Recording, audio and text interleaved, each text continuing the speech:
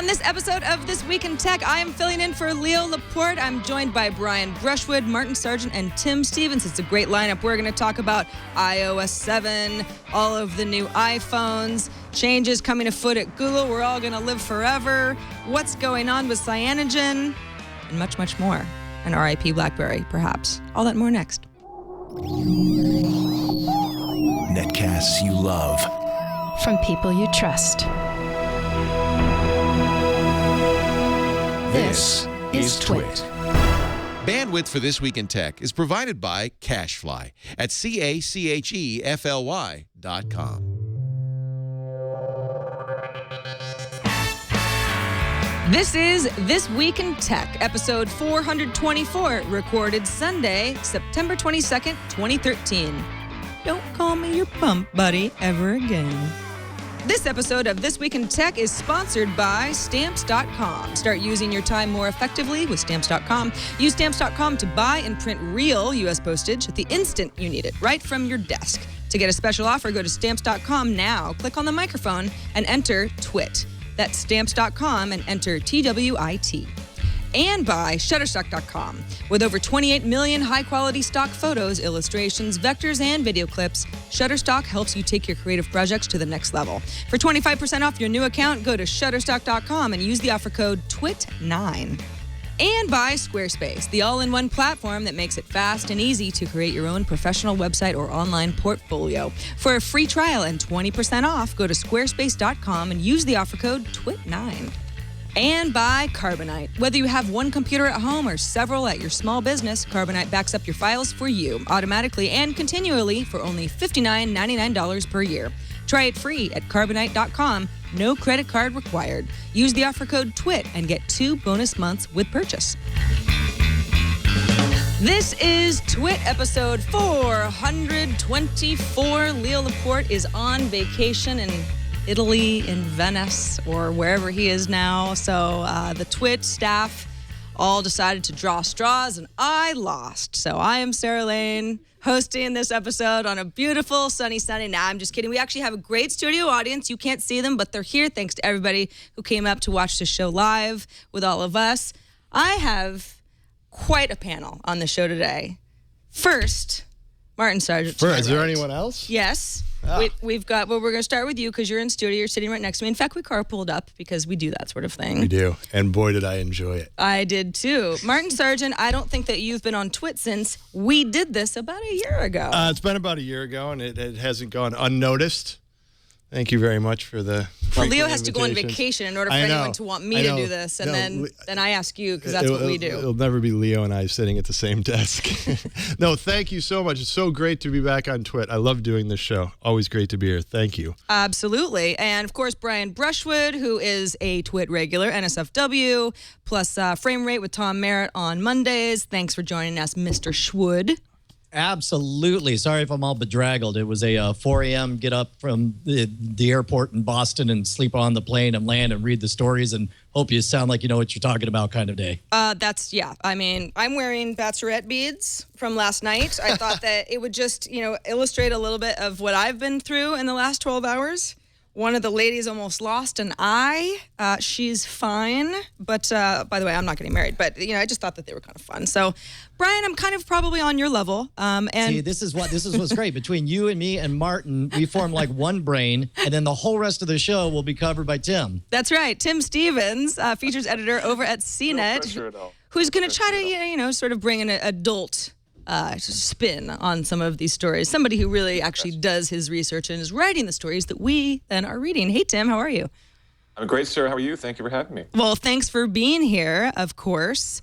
Martin, before we get into some of the stories, I mean, a lot of people on Twit know exactly who you are. You and I go way back with Leo, the Tech TV days, but what do you do these days? Not a heck of a lot. Actually, I'm in the advertising business. I currently been working for an agency. I've been doing a lot of work for, Corning, actually. Gorilla Glass is one of my clients right now. All right. And fantastic. Been doing a lot of really cool ads for them. They're actually going to come out this week.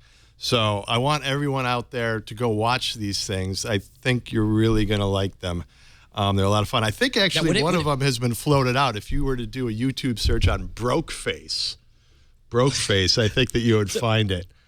Do they like monitor like Twitter hashtags? Like, should everybody right now just start tweeting like, "Wow, does this ad ever really make me like?" That would make hashtag me so courting, happy. hashtag That would be the Gorilla Glass? best thing in the world if everyone Let's did just that. start Buzz. Even man. if you Let's we're even so if you didn't excited watch about the Gorilla ad, Glass. say it's the greatest thing you've seen since Where's the Beef. That would be fantastic.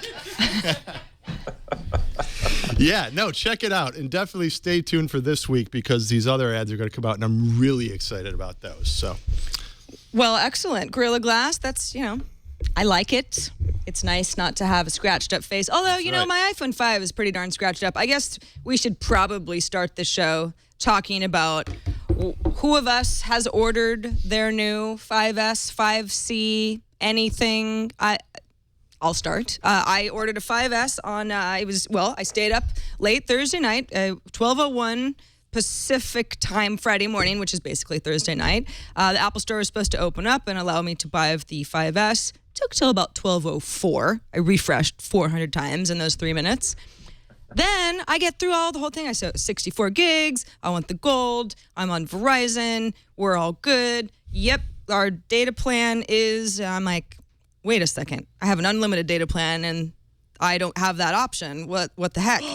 I go to Twitter and I say, what am I missing? Am I just tired? What's happening? And everyone says, no, you can't do that anymore. That's the end of that. And I thought, well, that's ridiculous. I mean, what are you telling me? I'm not going to get a new phone because I can't keep my limited plan. Here's what you do. You go to Verizon.com, you log in, you basically go through the exact same process, and then Verizon will try to trick you into saying, oh, yes, I'd like the 10 gigabyte per month for like $80 or something, some stupid, ridiculous, so I'll pay $175 a month type of a thing where it's like, what? I pay $85 for unlimited data right now.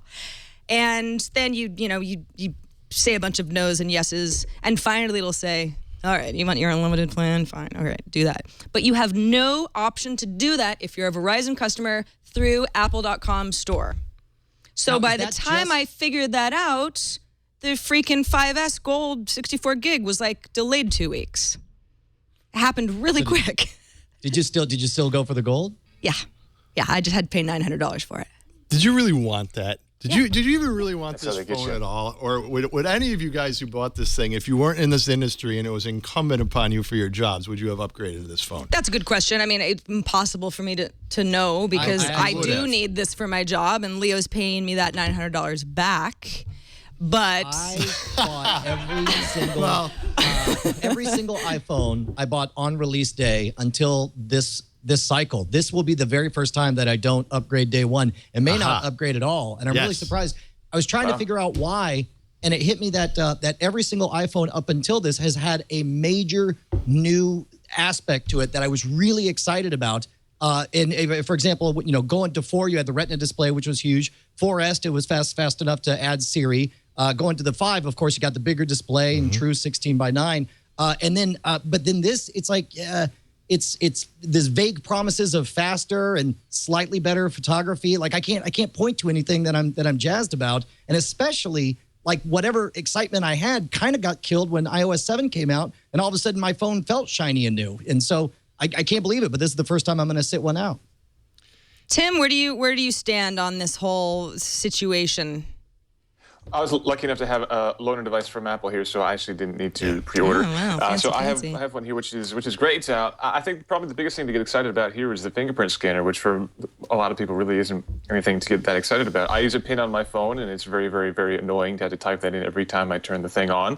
It's also very annoying to type in your password whenever you buy anything through iTunes. So not having to do those things is definitely a nice step forward. But yeah, I think the performance improvements that we're looking to see in the new CPU, we won't really see until a little bit down the road when developers kind of get their head around the thing.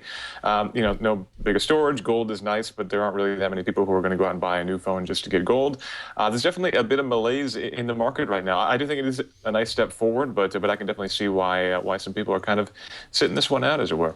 But you keep hearing that, and then gold is totally hard to come by. So either Apple deliberately kept it in short supply at stores to make it seem like it was selling like hotcakes, which of course is a tactic that's done by lots of companies, Or really, everyone underestimated how much everybody wanted to say, I clearly have a new phone because it's champagne colors. That's why people want to get it, and that's the only reason. In fact, did you guys watch, there was this video, some kind of like short documentary some guy made about the folks standing in line at the New York show? I mean, these are the real fanboys, the guys that are standing in line for 2 weeks to get this gold phone. And nobody was in line for 2 weeks. Oh yeah, they were. Okay. Oh yeah, no, the first guy on there. Yeah, he said, there was some one of them guy. are like professional line standards. 2 weeks. They sell off their spot. Yeah, exactly. Anyway, the first thing these filmmakers asked these guys, they held up a sign. They said, "Why?" And not one of them could give a cogent answer as to why they were standing in line. Not just standing in line, but upgrading this phone. But you know what? I don't Other than blame excitement. them for that. There's something about the culture of standing in line for something and being excited with everyone out. I mean, getting the first iPhone and standing in line was one of the most fun, exciting experiences I've had. And you do enter this kind of like groupthink mentality and get excited about it. So it's like I don't want to harp on them for that. But I do think it's interesting. Like every single time they've done an upgrade and done a release, they've released pre-order information, I think all the way since the 3GS. This is the first time that they haven't announced how many pre-orders that they took for the 5C. Did you guys hear about that? Yeah. In fact, because go ahead, Tim. I think it's great that they finally are going to stop doing this because ultimately, they're setting the bar for themselves higher each time, and at some point they weren't going to get over that bar, and ultimately, that's investors, seem to be taking any opportunity that they can to knock Apple, and of course, not beating your own numbers from before is one good way to do it. But of course, this time they had two new phones that are launching, so in a lot of ways, they're kind of splitting their excitement across these two devices. So you could almost expect those numbers to go down, but we don't see numbers from Microsoft, we don't see numbers from Amazon. So I think it makes sense for Apple to kind of step away from this, and I would be surprised if we see them stepping back into it again going forward. But I wanted to talk about the line waiter thing. That guy stood in line for a long time to be first at the New York line. He wanted a gold iPhone. He showed up front, and they said they don't have any gold iPhones at the store. He was the number one in line and was told that they didn't have any gold iPhones. Couldn't they tell him that 2 weeks before he got in line? Or just so you know, this is all for naught. Buddy, we don't even have what you're waiting here for. Yeah. It's just sort of a cruel joke. But that definitely points to the sort of shortages that Apple had for the gold phones. There's been speculation maybe they shipped a lot of them overseas, where the expectation is that gold will be a lot more popular than here in the U.S. Certainly, they didn't have a lot of gold ones to go around, and I was there at the New York store that morning, and it was pretty crazy. I think it's the most people they've had waiting in line in the history of iPhone launches. So that's definitely a good sign for Apple anyway. Yeah. Do we think that we're going to hear here are the combined sales between the 5C and then the opening weekend for the 5S come tomorrow morning? Because historically, Apple releases something like this in a press release Monday after the iPhone to say, best-selling iPhone yet. Again, like you mentioned, Brian, we never got that for the 5C, but around this time last year when we got the iPad 4th gen and then the iPad mini, Apple did the same thing where they didn't really tell us how well the mini specifically did, but they said, combined, our new iPad lineup has these really, really impressive numbers. This way, even if the 5C was a joke, which I'm sure it sold perfectly fine, but it seems like the 5S is going to have some really strong numbers. Combined, it's going to look great. Well, first of all, yes, I do. I could totally see them do that. But I'd love to pick Tim's brain on this. To me, I don't understand why they decided to go with this 5C. I mean, I guess I understand why. Why didn't they just keep the original 5 available if that's what they wanted to do, or keep previous generations available? But instead, what they did was they positioned it as a cheaper version of it, and it looks cheap. And they even what do they say? Unapologetically plastic.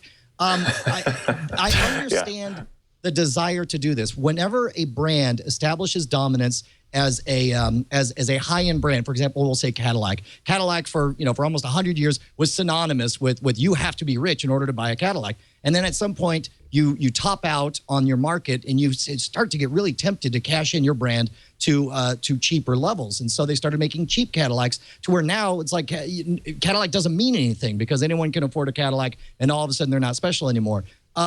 In this case, it seems like the 5C is lose-lose. It's not significantly better than the 5.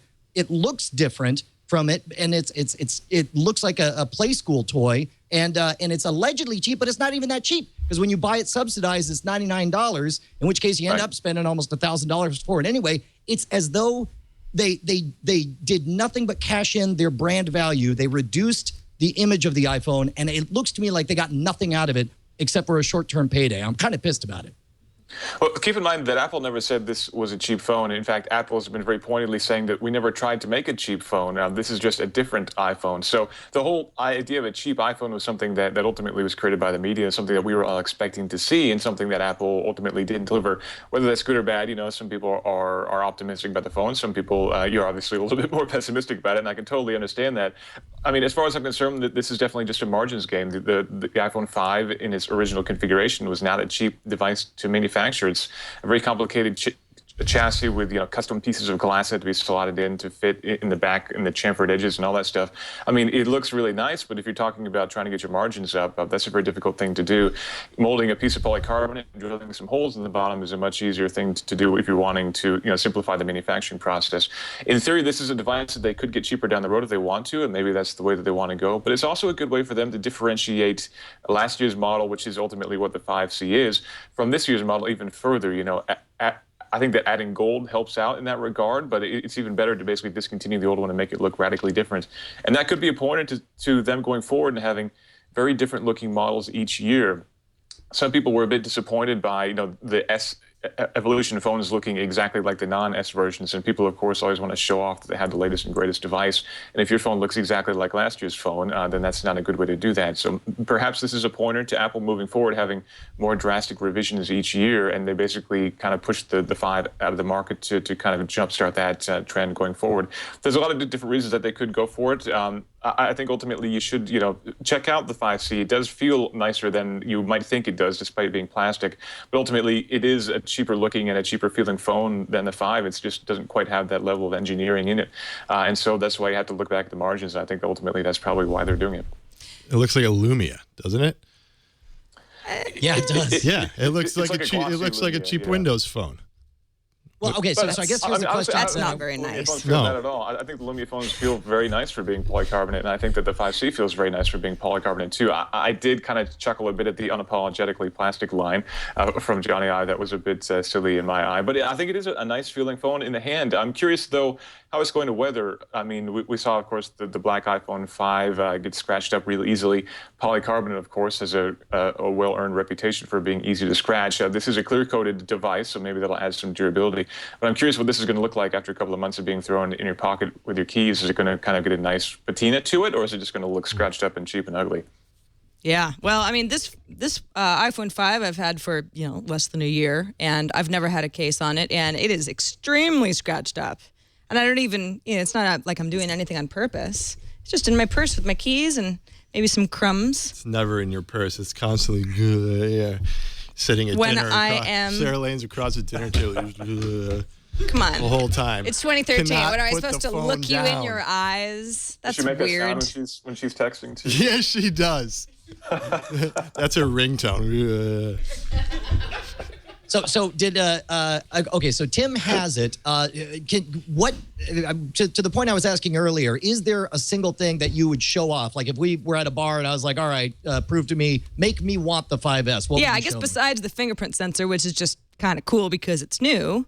What else is so great about it? But also, they did kind of a clever trick with iOS 7 where they just made it part of the setup. They're like, and now you have to pick a pin unless you think to do the little dismiss thing. And so now I've never used a pin for like 4.5 years. And then now they kind of tricked me into doing it. And so now it's like they created this inconvenience. And yes, there's added security, but now I could see wanting a fingerprint scanner. Yeah, I mean, the police departments are trying to get everyone to do just that, just what you had to do, Brian, right? Because, it does increase security, and it's a huge problem right now here in San Francisco. It's a massive problem. People getting their phones stolen all the time because they're like Sarah Lane, and they're walking down the street, and they can't put the phone in the purse. I can outrun them. They sneak up from behind, they push you, they clock you in the back of the head. It's a legitimate and you problem. drop the phone, and you fall on the sidewalk. They grab the phone and run away. I mean, it happens daily. Absolutely. That's exactly how it happens. I used to do it. But Tim, I mean, what do you think are the standouts? Yeah, Brian's absolutely right. Beyond fingerprint scanning, there's nothing really that makes you think, oh my God, I have to have this phone. It's a combination of a lot of smaller features that may or may not be appealing to you. I mean, having dual LED flashes that can adjust color temperature is pretty interesting, but ultimately, how often do you actually use flash for smartphone camera photography? If anything, we've all been trained to never take a picture with a flash with your phone because ultimately it's just going to be a terrible picture. Maybe we can relearn that. Better photography is nice, but again, it's not really night and day better than the iPhone 5 in my experience yet. And again, it's really, I think, the CPU that has the most potential for greater delivery down the road. But of course, all the apps that exist now have been written for the older CPU. Well, it's easy to port them up to the new 64-bit chip. Ultimately, there aren't going to be any gains until we see new development going forward to make use of all the new registers and the increased pipeline and all that other good stuff that it brings along with it. So I think that we'll see some great games going forward and a lot of cool stuff. But again, it's not something that's out there right now unless you're really, really hot to play the new Infinity Blade game and all its glory. Then again, it's not really a huge, strong selling point right now. But the fingerprint scanner is legitimately good. I mean, I use a Note 2, and I have a pin on there. And, it feels archaic now for me to have to type my pin in all the time on that thing versus just scanning my finger. Can you use your fingerprint to buy apps in the App Store, or is it just to unlock your phone? See, that to me two things right now. That's worth $900 right there. It is pretty huge. The expectation, for me anyway, is that that's going to be extended across other services and other platforms as well. I mean, I hope that Apple opens that up so that other applications can kind of tie into that, and I think they probably will. And I also hope that, we start to see these on MacBooks in the not too distant future, because presumably, we saw glass trackpads not too long after the iPhone came out. Presumably they could take this tech and pop it onto a MacBook without too much trouble, and you can sign into your laptop with your fingerprint too. That to me is also quite exciting, and so we can also see some cross-pollination in that regard.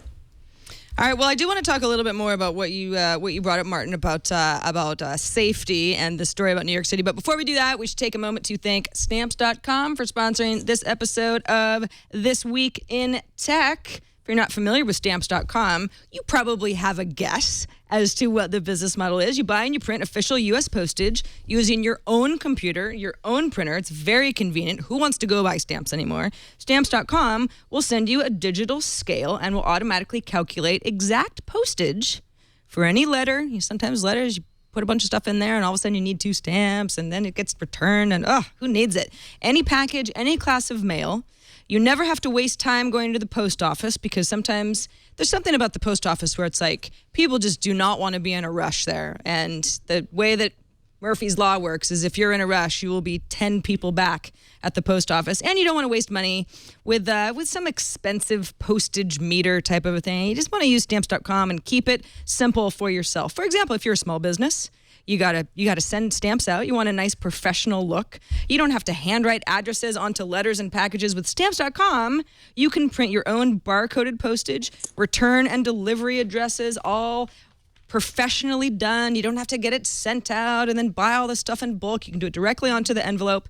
Makes everything you do and send out using the Postal Service look as professional as possible.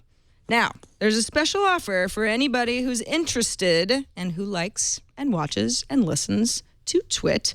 If you use the promo code TWIT, you get a no-risk trial, plus you get a 110 bonus offer, which includes a digital scale and up to $55 of free postage. Think about it. Everything you can do at the post office, plus a lot of things you can't do at the post office. Because think about it, post offices have really annoying times. You want to go there at 7. Well, they say no. Stamps.com is never going to close, so you can buy postage, print it 24/7. You can import addresses from all of your address books across many of your computers. You can use cost codes to track postage spending by specific customers. Again, if you're that small business, that really comes in handy. Automatic address verification. Stamps.com will even offer postage discounts that the post office never offers. You can get discounted package insurance in just one click. And then you don't have to handwrite stuff. Who wants to handwrite an envelope anymore? Go to Stamps.com right now before you do anything else. Click on the microphone at the top of the homepage and type in TWIT. Again, you get that $55 free postage, which includes a digital scale. It's a 110 bonus offer. That's Stamps.com, and enter TWIT to take advantage of our special today. And thanks to Stamps.com for sponsoring this episode of Twit. So Read to like a pro, summarize, sir. basically standing in line at the post office is about as ridiculous as standing in line at the Apple store. Don't do it. If only I That's could a print quote from out my Martin own Sargent. iPhone at home, I'd really be in business. That's right. With 3D But printing, you how can get far it away mailed are we to you really? through the post office. You get what? You get it mailed to you, so you don't have to wait in line. Exactly. That's true. Hey, so you mentioned that it's an issue getting gadgets stolen in general, but iPhones have a particularly bad reputation Huge. because thieves they don't want to take your identity. They want nothing to do with your iPhone. They just want the hardware, and then they wipe it, and then they sell it on the black market. What's interesting is not only with the fingerprint sensor, hopefully, unless somebody steals your hand. Well, that doesn't really work unless it's attached to you. But in general, it's harder to get in. But also, there's a new feature so that if your phone gets stolen and you've got Find My iPhone turned on, if I've got Find My iPhone turned on and I leave it here and I look it up from my MacBook or an iPad later, I see that it's here. Somebody takes it, I should be able to track that. Well, in the past, a thief turns that off and then you're screwed. But now the thief will need to enter a passcode or some other way to get in. And if they don't have that information, they still steal your phone, but it's much easier to track them down. Now, of course, the New York Police Department has sort of started this, I don't know, I guess a citywide, borough-wide PSA saying this is why you should update to iOS 7, because this is a great feature that's part of iOS 7. Still means someone's going to have to go after a thief, and it shouldn't be you. But it does make sense for law enforcement to at least have some more control over where all these phones are going. Yeah, absolutely. It makes sense for law enforcement. It actually makes sense for people who actually use these things to do this. Exactly. Because if this happens to them, well, hopefully this will be enough of a deterrent now that, it'll take a little bit of time, but people will stop clocking people in the back of the head so they drop their phone and they can snatch it because it'll be useless to them, presumably. Tim, have you ever had an issue with anybody taking your phone or having to look it up on Find My iPhone, or is this just sort of seem like good safety precaution in general? I'm happy to say no one has ever hit me over the back of the head and stolen my phone. I have lost my phone, though, and so being able to track it down and that sort of thing, I think is definitely a great feature and something that everybody should be doing. And ultimately, it's something that not everybody knows they can do. So it is part of the iOS 7 setup now to have these extra security precautions enabled. And I think it's really nice for the police, honestly, to be doing these sorts of things. And like I said, I think hopefully down the road this will sort of change the perception of stealing someone's phone, because now it's basically like stealing a tracking device that will help send the police right to your house potentially. And who knows, maybe people will stop hitting people over the back of the head.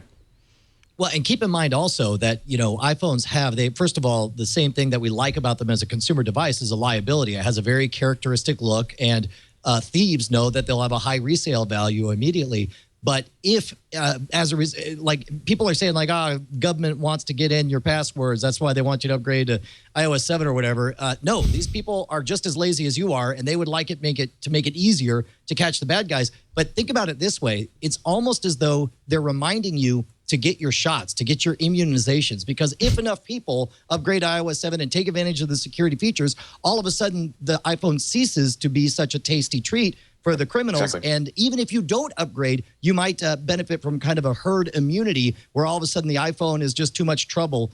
Theoretically, I'm sure that's where they're headed, and obviously we're not there now. But I actually applaud them going for it. In fact, my co-host on NSFW, Justin Robert Young, was robbed at gunpoint. He was actually carrying two $300 Bluetooth speakers in his hands on the phone.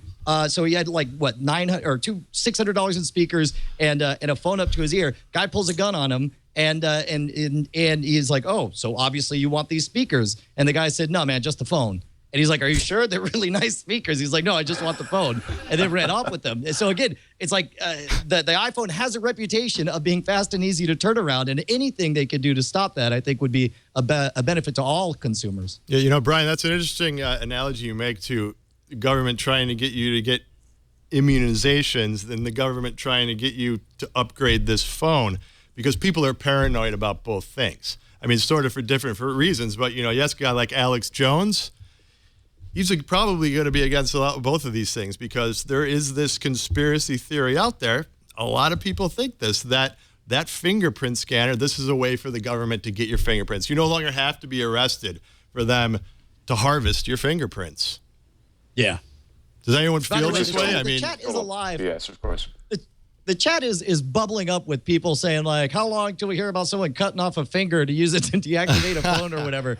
It's like, I don't think that people are going to do that. If they're stealing a phone for, the $200 they can get for it, my guess is there's a big difference between like a petty theft and a attempted manslaughter or whatever. Apparently, too, this has been thought about, and for reasons that now are escaping me, that blood has to be flowing to the fingerprint or it's not going to work. Tim, Well, not you've probably necessarily. not severed Actually, any limbs to try that's- this out for yourself, but That's one not has true, to assume. actually.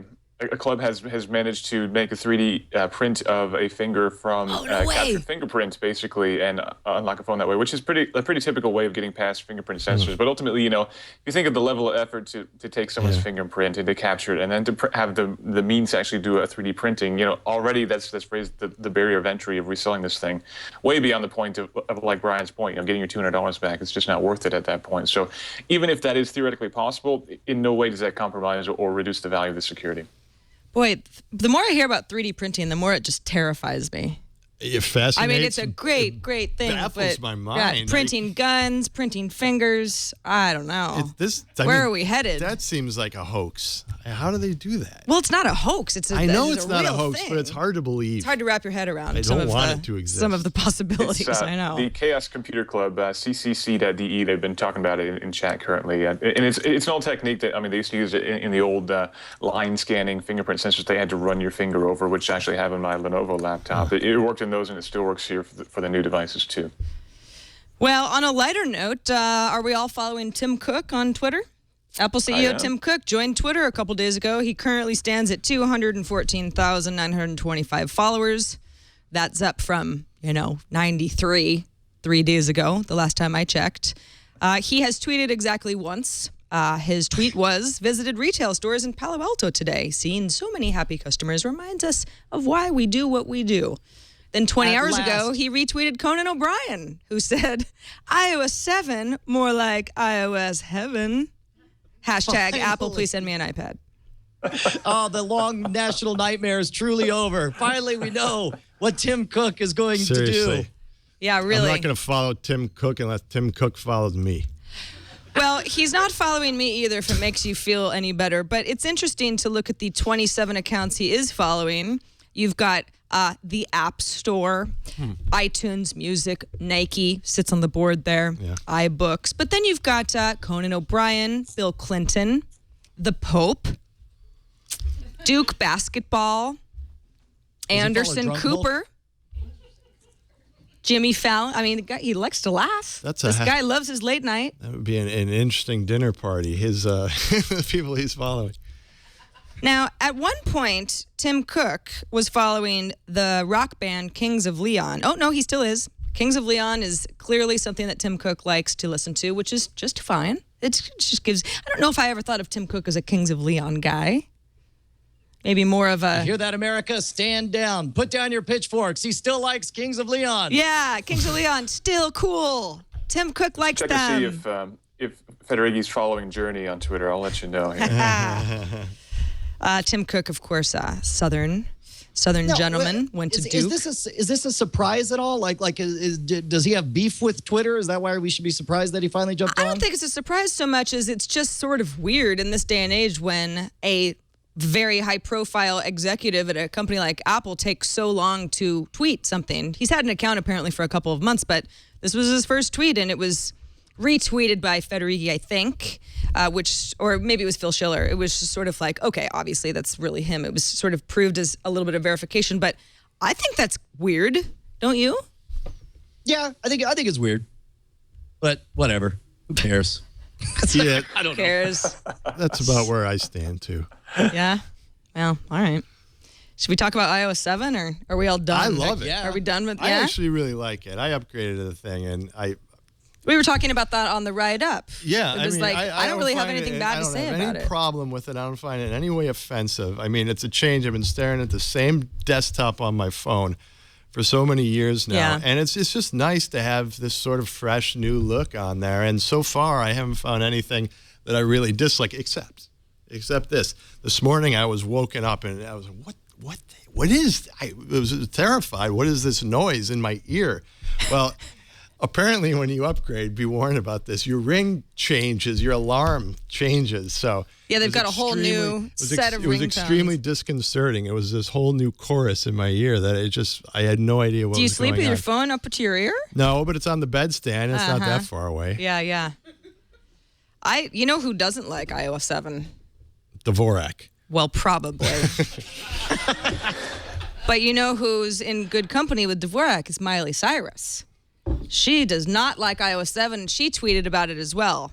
And we all know that she is quite a trendsetter. Tomato. Yeah, I think actually just before we started this episode, we have video of Miley Cyrus after she saw iOS 7. In fact, we do. Yeah, Chad, do you have that? Can you roll that video? Oh, poor Miley. No, it is not. What is it? Well, you're just going to have to get used to it. No, I don't want it. I prefer that, actually, to that video of her swinging on a wrecking ball, nude. She's not as bad as I thought. So much better. I know. She speaks for a nation. There was a really funny piece on BuzzFeed about people who were startled by this upgrade, and all of a sudden they looked at their phone and they thought, oh my God, my phone is broken. What's going on here? Somebody's hacked into my phone. There was a great deal of paranoia about this upgrade because they unlike us who are paying attention, we know very well that this upgrade is coming out. Most people, the average American, has no idea that there's going to be a phone upgrade, right? I would say that that's true. I think that's true. Yeah. And then when it happens, because why would they care? This is a really big change, and why wouldn't you think that there was something maybe broken? I think you would probably understand soon and wouldn't have to go tweeting about it, but.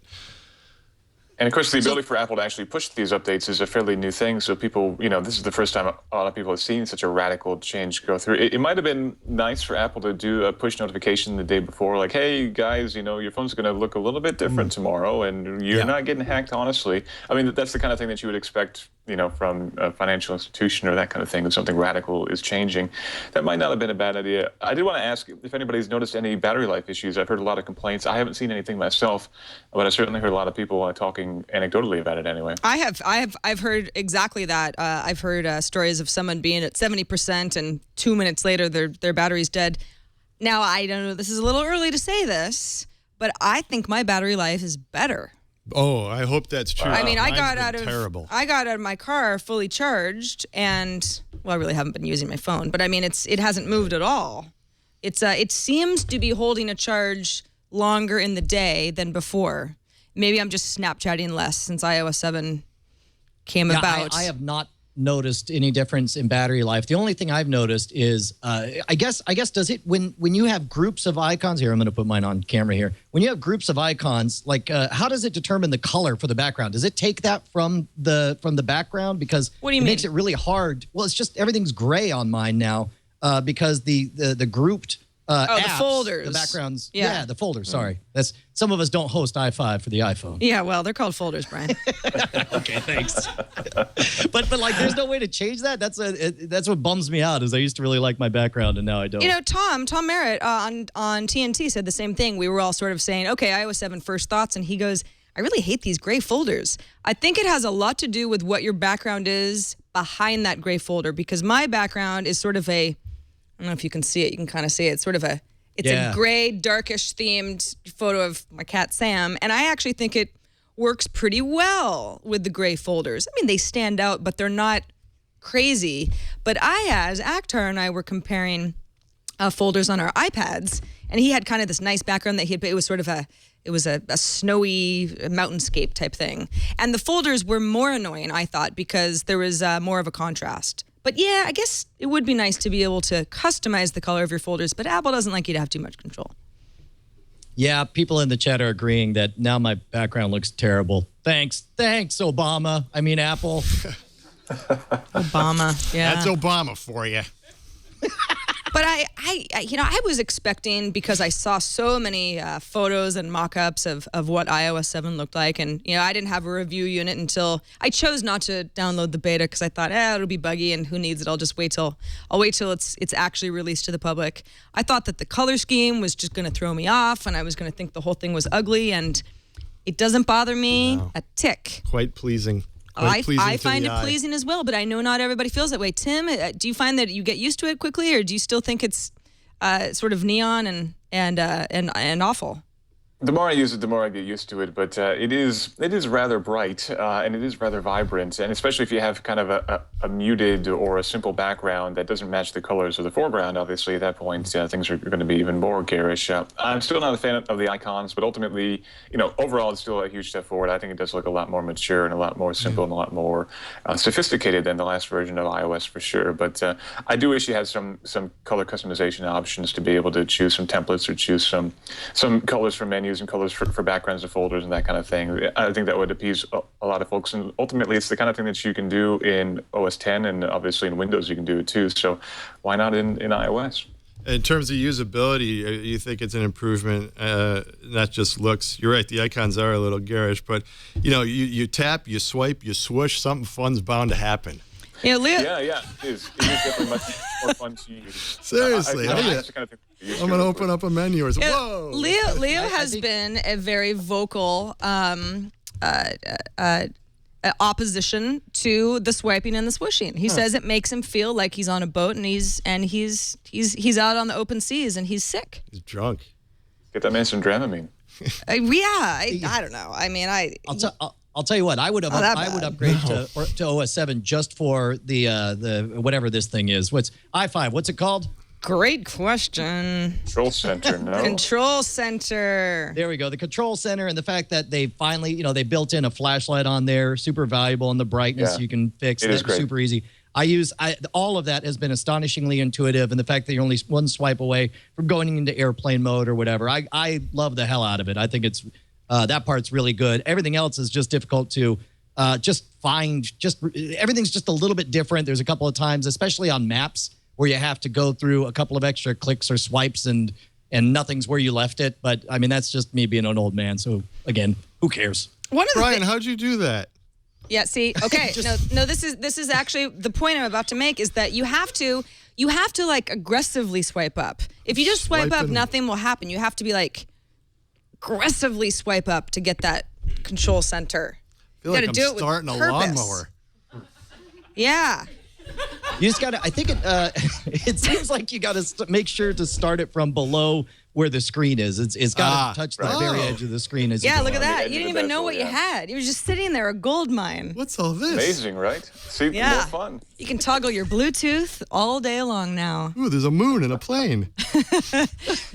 Yeah, and it took me, even though Apple told me quickly where it was when I was setting up iOS 7, it still took me a better part of an hour to figure out where my spotlight went. Because I was like, swiping to the right doesn't go anywhere now. How do I find anything? I'm lost. Oh, you swipe down. That was not intuitive. Wow. Took me forever. I had to look it up. I thought I would like the parallax backgrounds, but I really don't notice or care about them. I notice a lot more that it's hard to see. I'm surprised at how disappointed I am.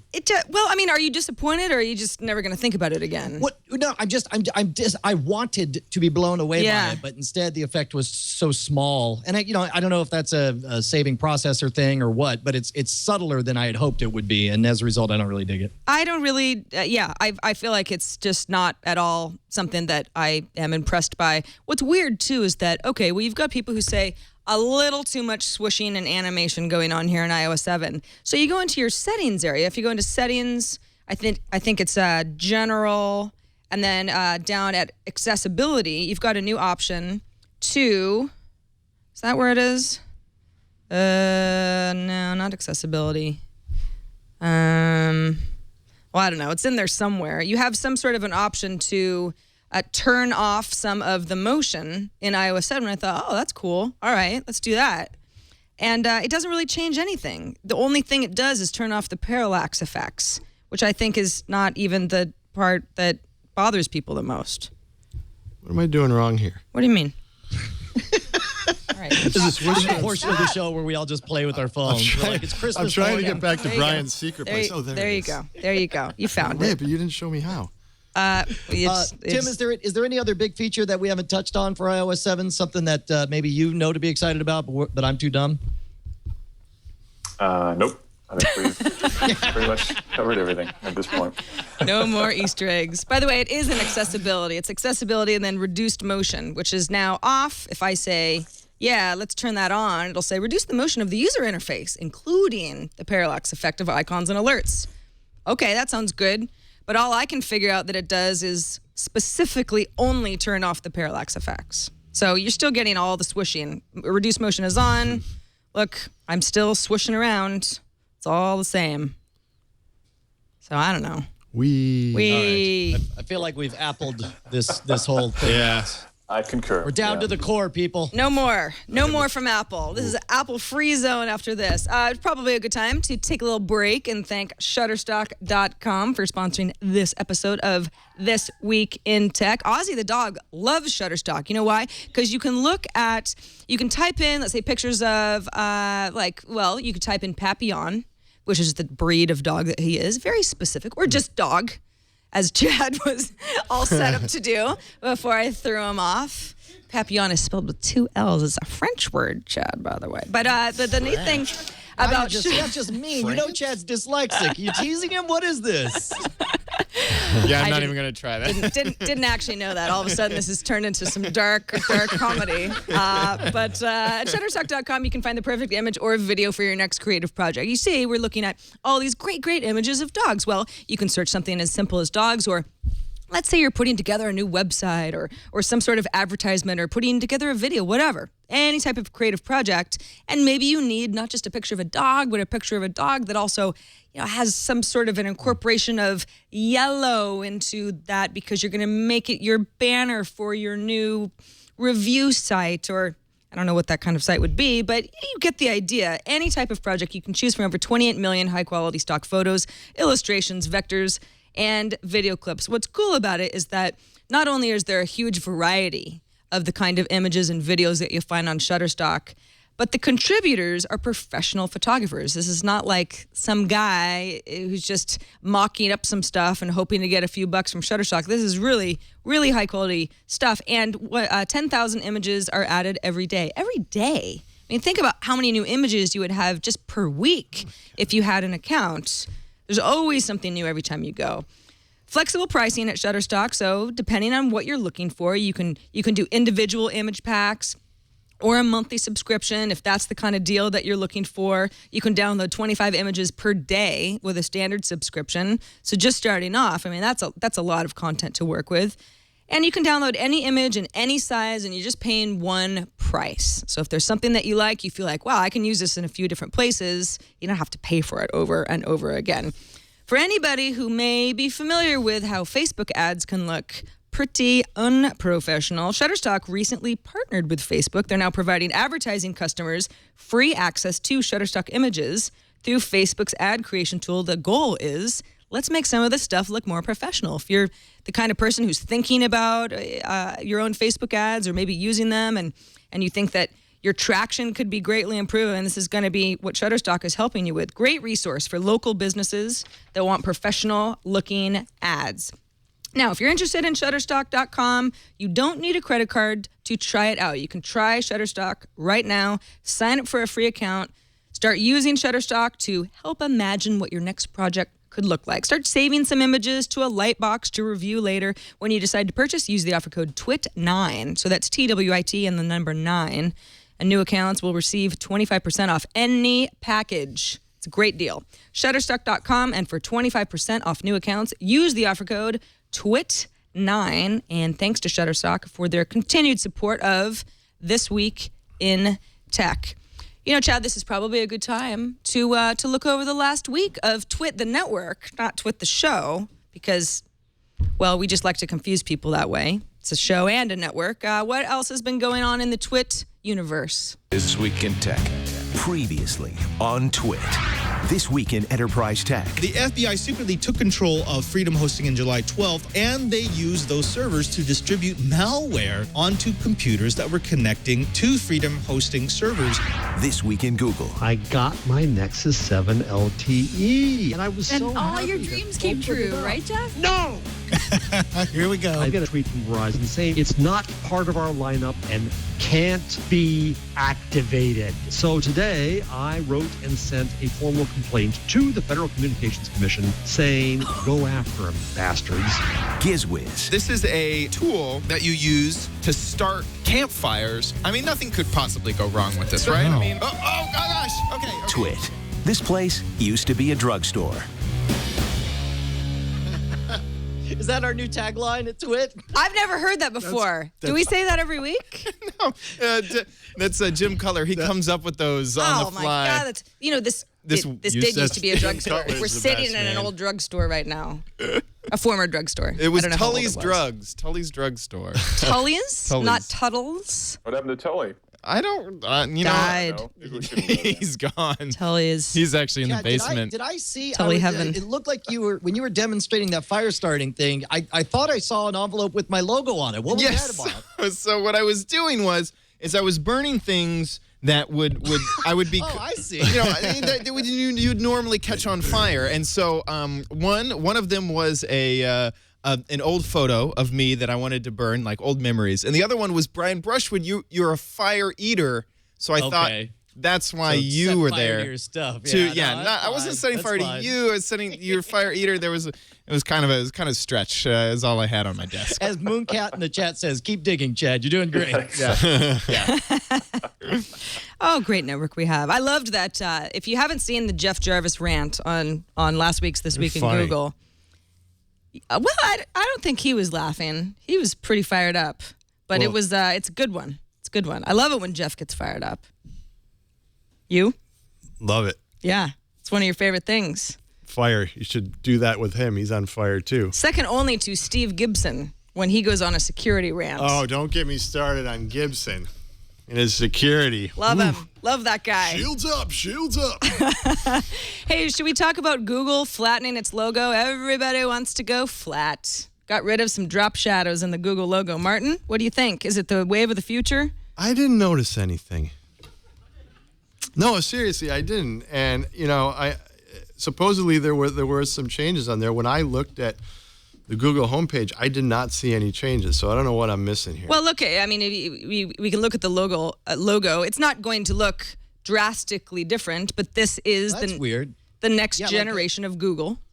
When I tried it earlier, like right now, I still get kind of drop shadowy on there. Yeah. When I go to google.com. Right. I don't know if that's personalized for me or something. It's here, I'm going to open an incognito window. Where do they bait it?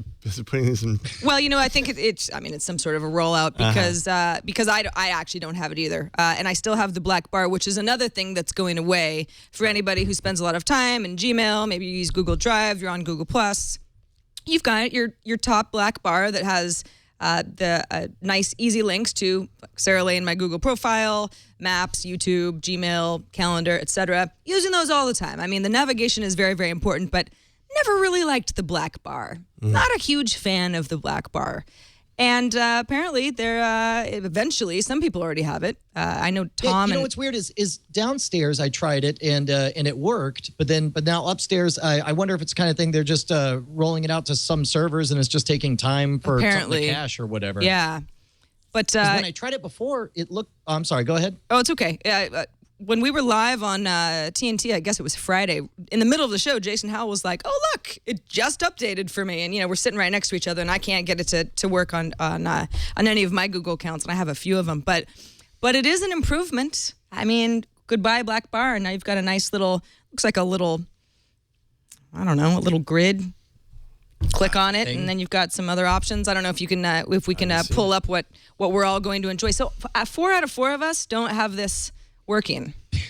Well, and people in the chat are telling me to clear my cache, but I opened an incognito browser, so I would think it shouldn't matter. I'll try it in Internet Explorer and see if that's any different.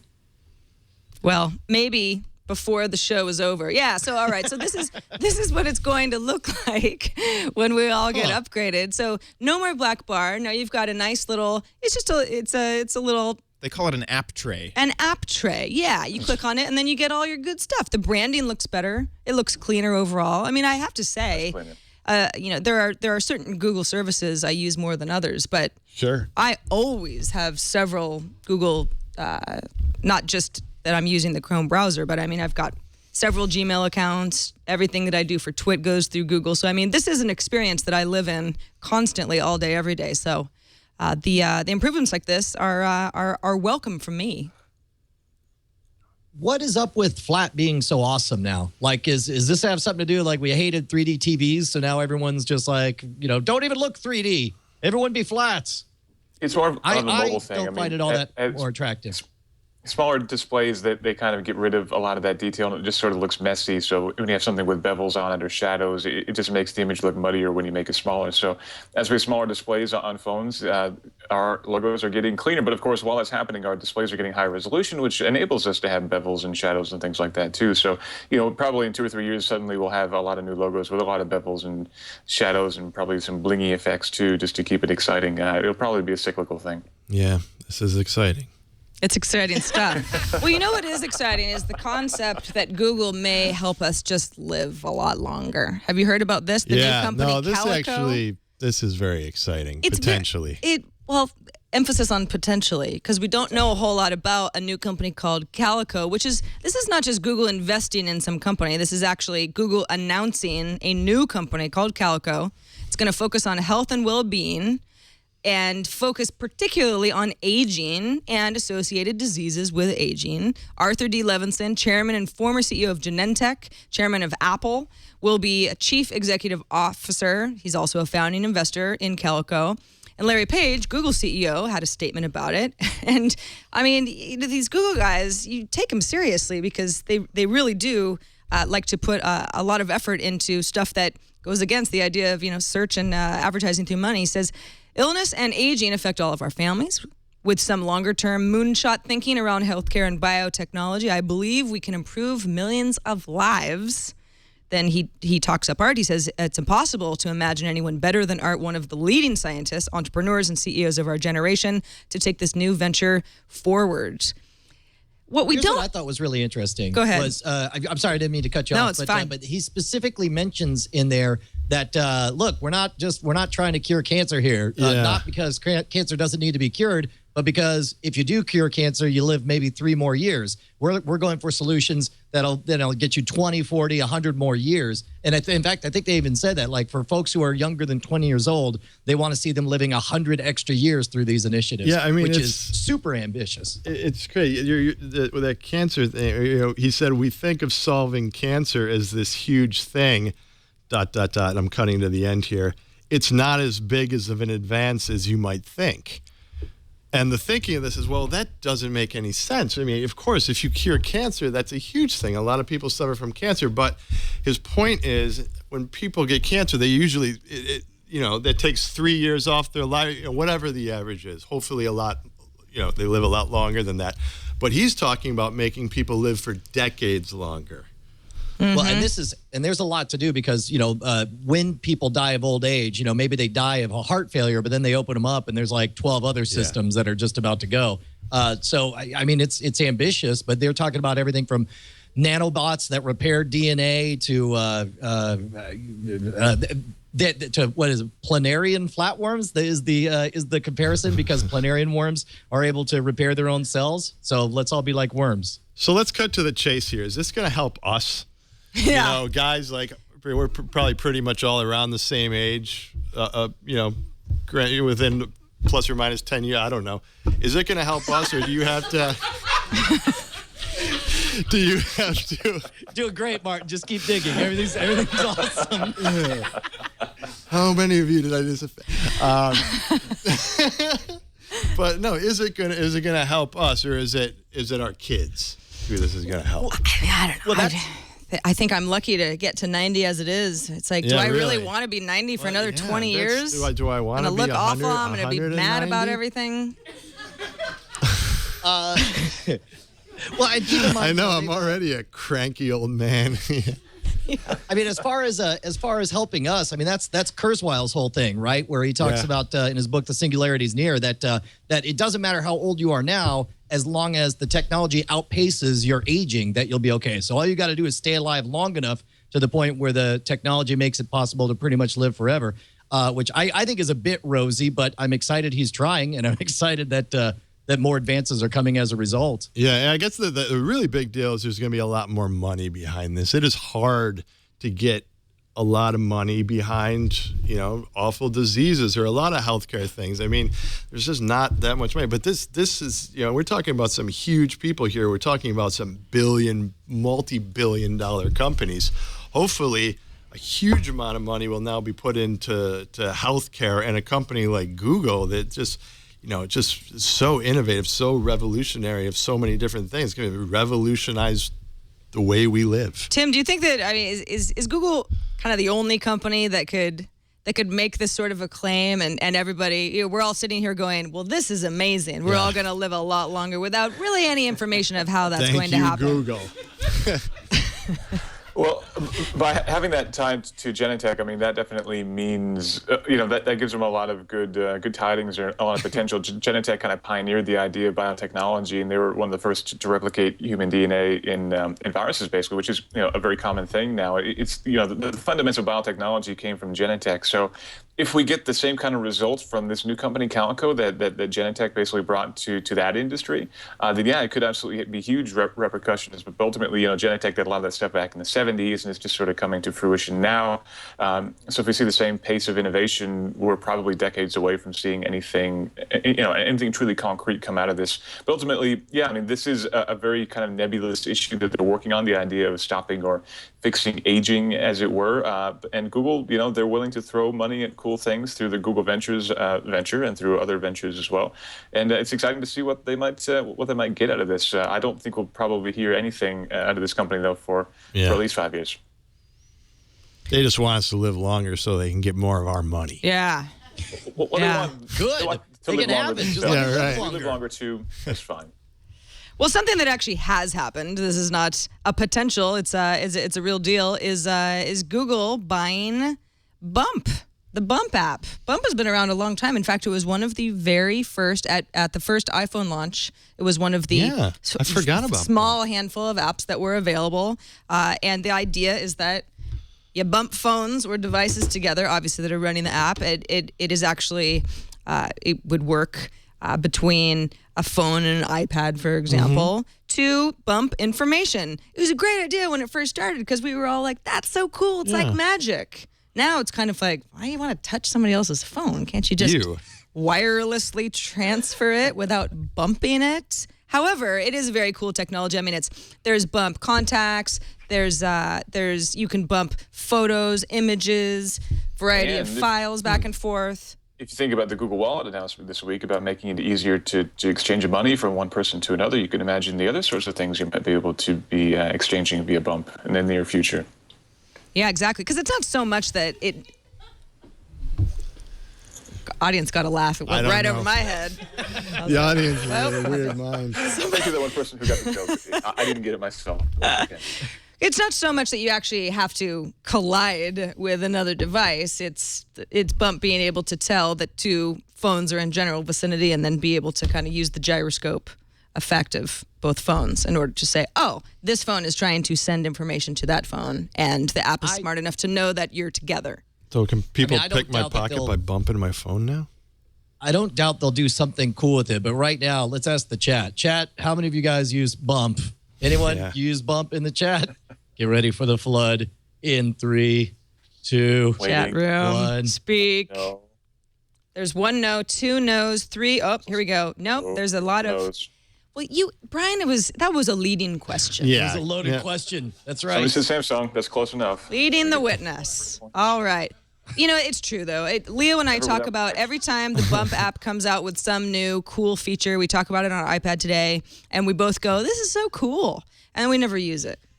So I'm not exactly sure what Google gets out of this, but yeah, there's probably some NFC tie-in. Yeah, I made the prediction last week that it would be kind of, there's some sort of like a future of real-time instant messaging that I can sort of see.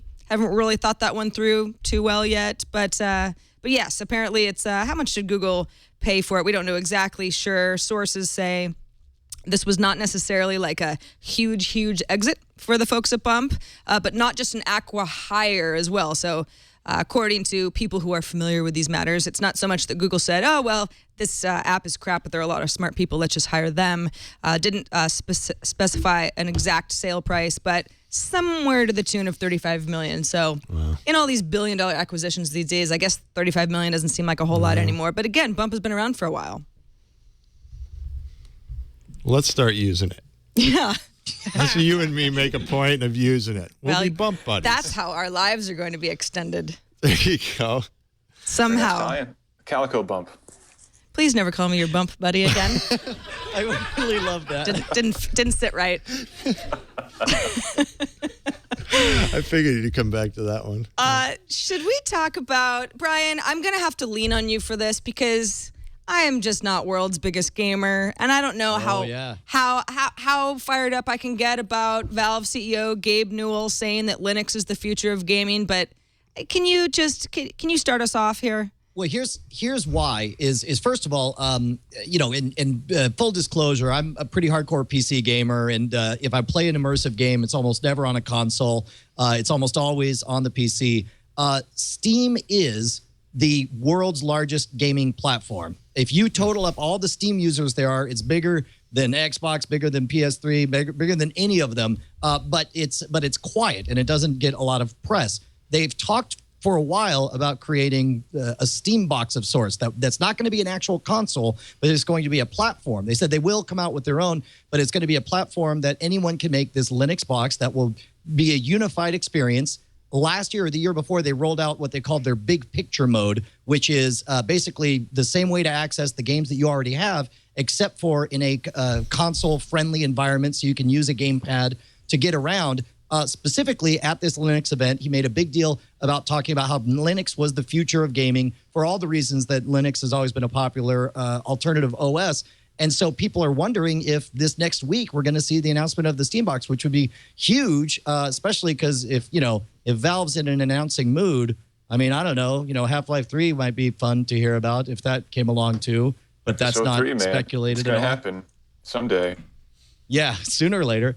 There actually was a leak of some internal memos that had groups, mail listservs, and Half-Life 3 and Left 4 Dead 3 were two of the listserv groups internally, allegedly, according to this. But what do you think, Tim? Have you heard anything? Did I cover most of it?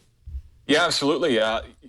There's been curiosity about the health of the Windows platform going forward, and so maybe this is Gabe thinking that by moving to Linux, they can control the platform a lot more solidly.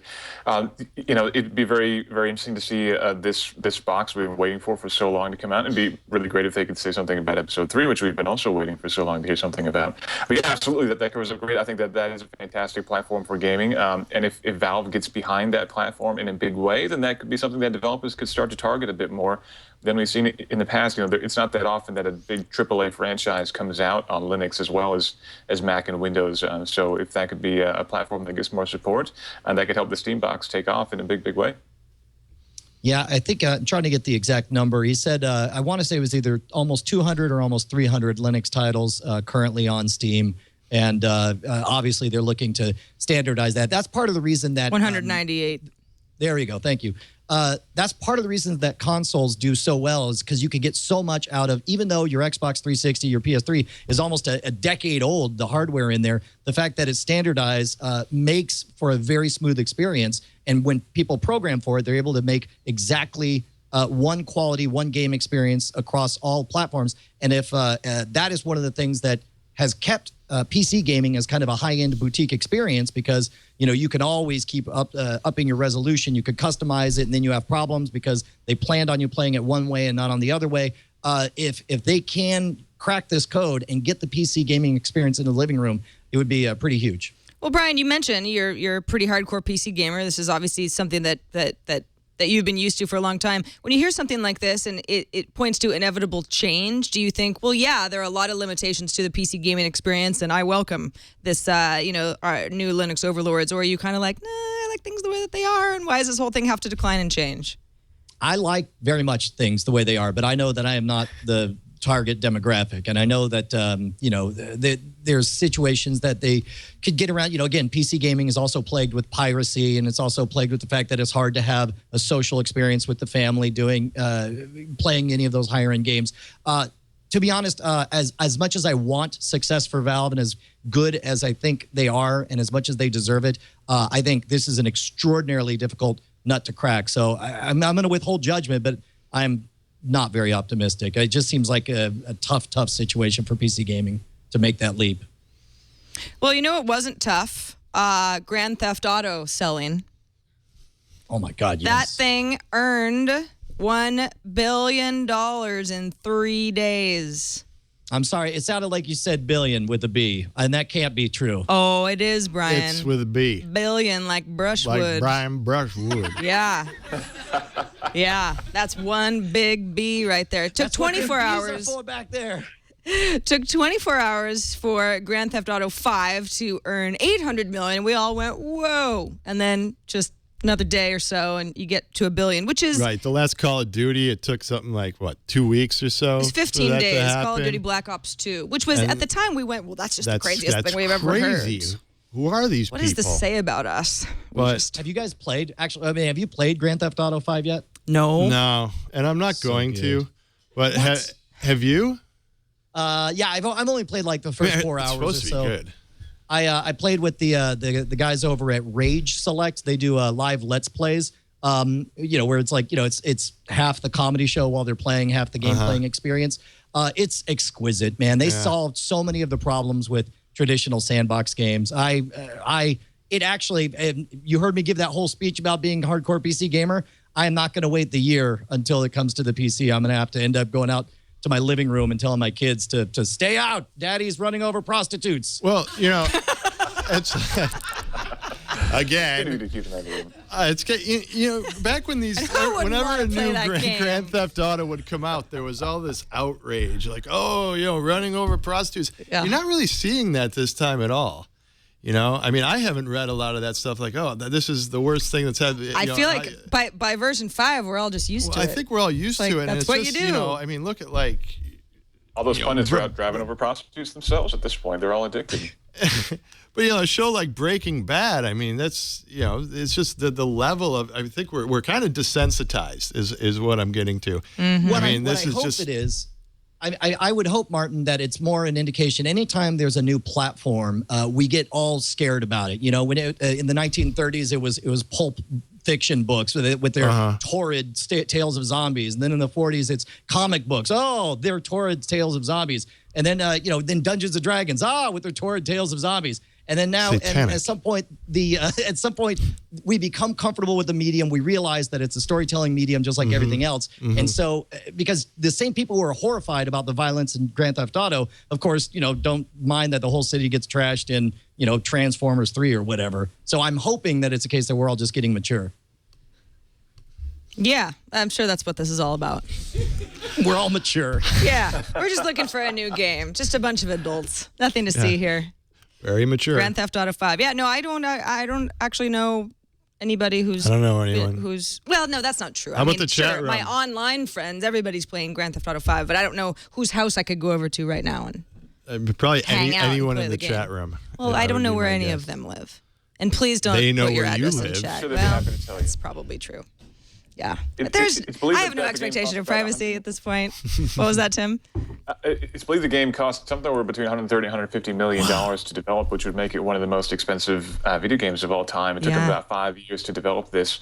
And of course, the $1 billion in sales is actual retail, and they probably see about 30% of that or 20% of that actually going back to the studio, something like that. But even so, I mean, they cleared their profit within 2 days probably, and from here on out, it's all profit for Rockstar. So huge success. When did the last version come out? How many years ago? I think it's about 5 years ago. Yeah. 5 years ago. Yeah. So. It's been a long-awaited update to the franchise. Mm-hmm. Well, best of luck to everybody who needs to run over prostitutes. Enjoy that. Hope you all win. You can run over regular people, too. They're not all prostitutes. Okay. Well, that's good. That's more real life.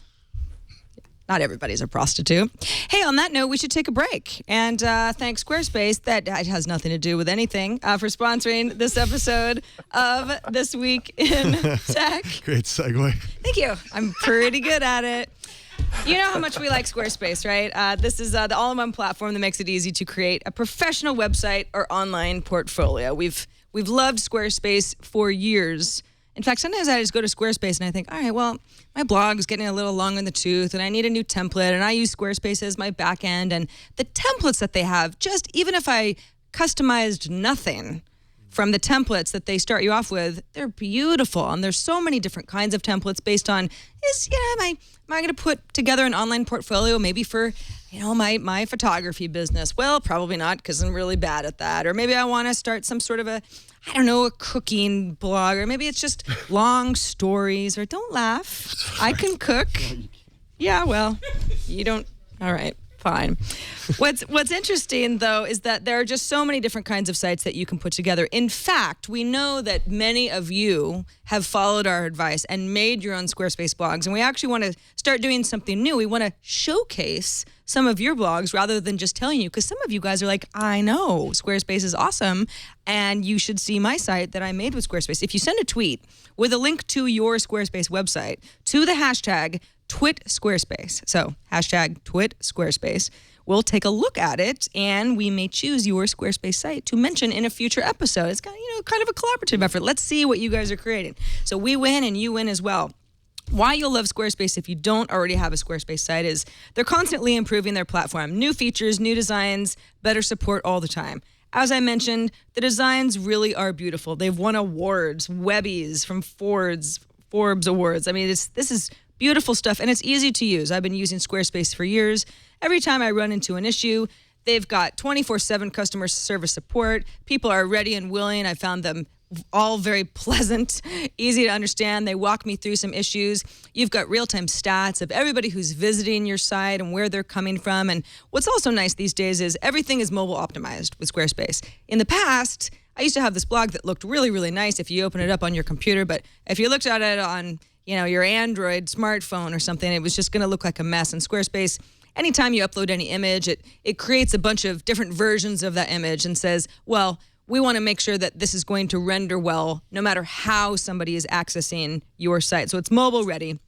Code is beautiful, search engine optimized, and hosting is included. Squarespace takes control of the hosting, so you don't have to worry about, I make my design at Squarespace, but then I have to work with a bunch of other companies, for my hosting and my support, and if my blog goes down, then I have my hands are tied. You're going to be fine with Squarespace. They want to be an all-in-one solution. So, if you'd like to try it out, why not just give it a trial run? You don't need a credit card. You can just start building your website, no strings attached. If you decide to sign up for a plan on Squarespace, make sure to use the offer code TWIT9. TWIT, the number 9.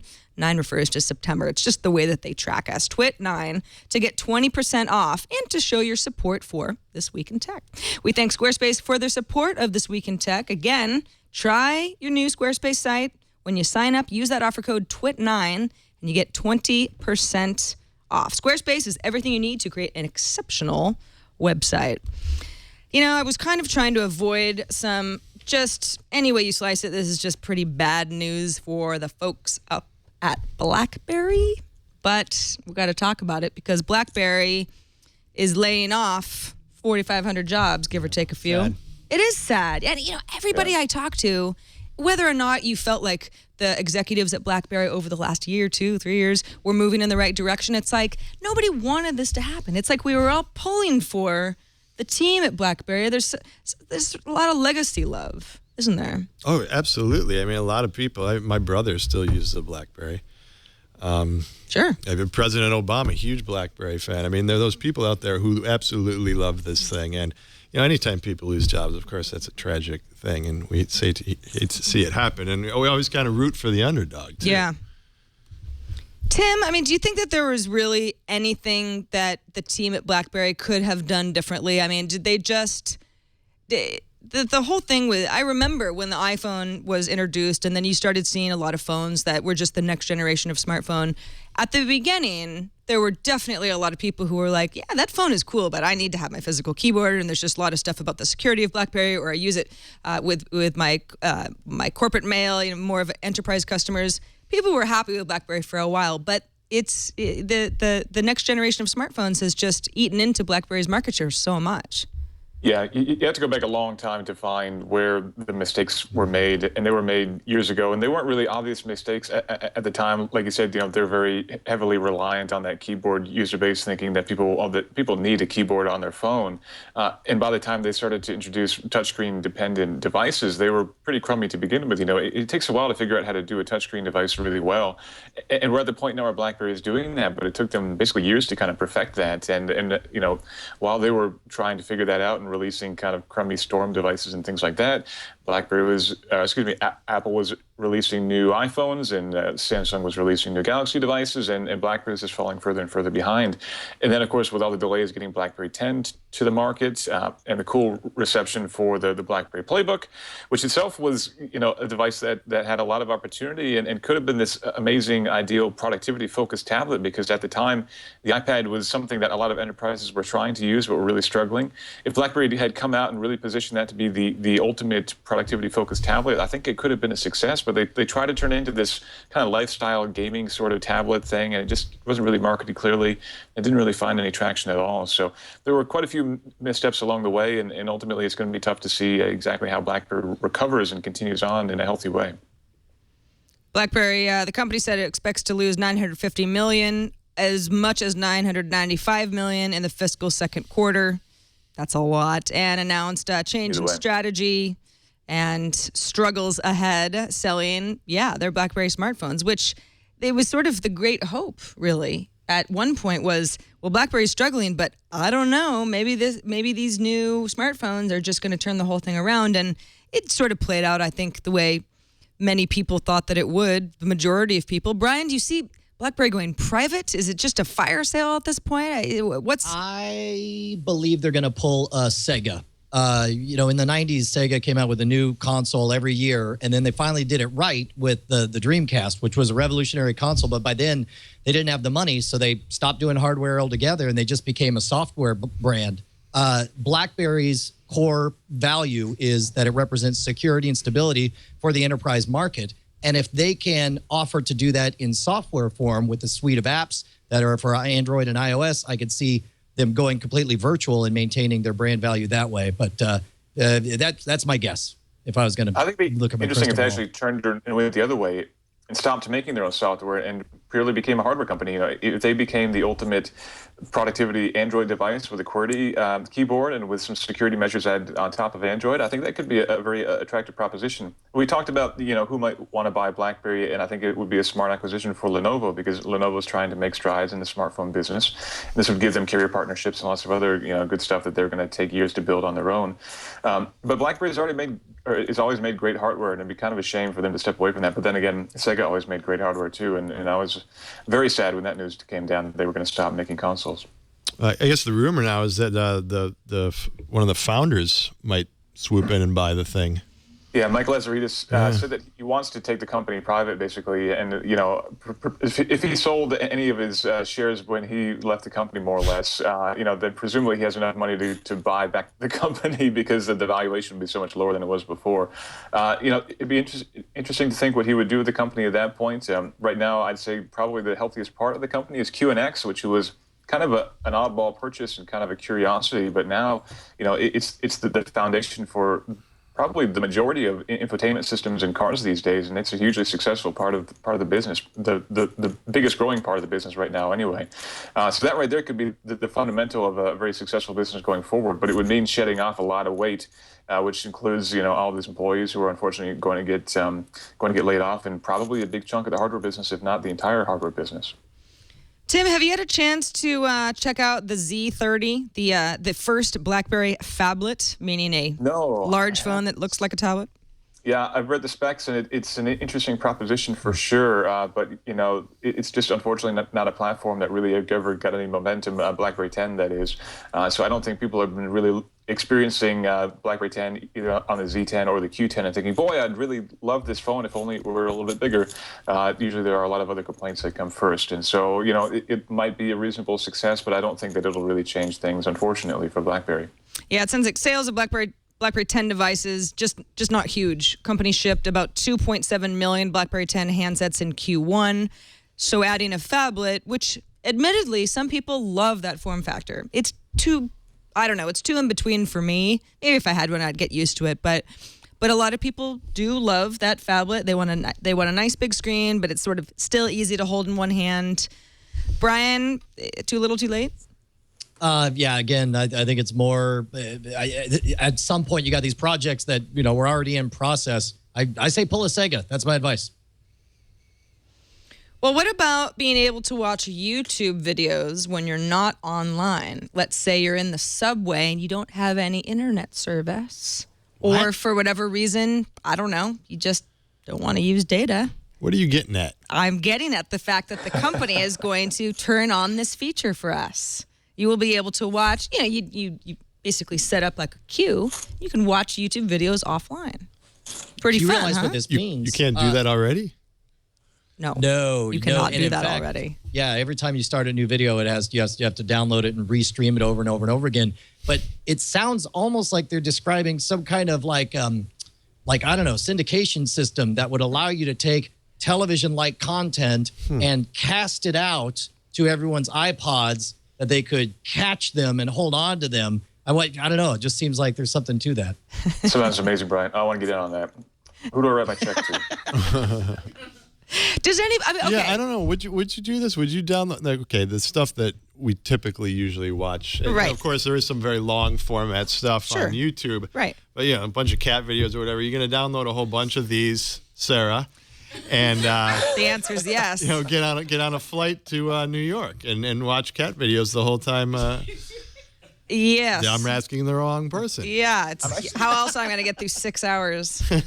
Come on. I'm pretty stoked for this. I subscribe to the Spotify service for my music, and I listen to Spotify offline probably 80 or 90% of the time because I'm on flights a bunch, so I'll just download an entire artist discography and listen to it on the flight. So if I could subscribe to a YouTube channel like the Drive channel, which is one of my favorites, if I could download all of their stuff and have that offline and watch it on the flight, that'd be pretty ideal to me. So I'm actually pretty excited to see how this comes together. But I hope that they do give the option of downloading everything from a given channel. If I have to go in and manually flag everything that I need to download, that'll be a little bit more annoying. Yeah, it's kind of cumbersome. Well, it'd be nice for some of this to happen behind the scenes. But yeah, I mean, it's easy to sort of say, oh yeah, YouTube, it's little people falling off skateboards and cute cats and that sort of thing. But it's like, I mean, YouTube is everything, and obviously the YouTube Partners project that Chad flashed up on the screen, it's like there is more and more just really great content that happens to be on the YouTube platform instead of on Netflix or on NBC.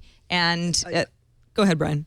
Well, I was just going to say, I mean, essentially, this is awesome for me because I use like iCatcher right now for all my podcasts for audio, but I don't really have a solution that I like for video. And I'm not going to go out and find an RSS feed for something like Epic Rap Battles of History or whatever. But if you could add that functionality to your YouTube app, and then all of a sudden you're just sort of scrolling through what you got while you're offline looking for time to kill, because those are the times you want distracting videos the most, are when you're cut off from the outside world and don't have signal. And so the fact that it would already have them preloaded in a syndication kind of way, a subscription-based service, I think would be phenomenal. I think it's a big win for content creators. It takes the YouTube ecosystem and brings them many of the benefits that we've enjoyed in podcasting for years.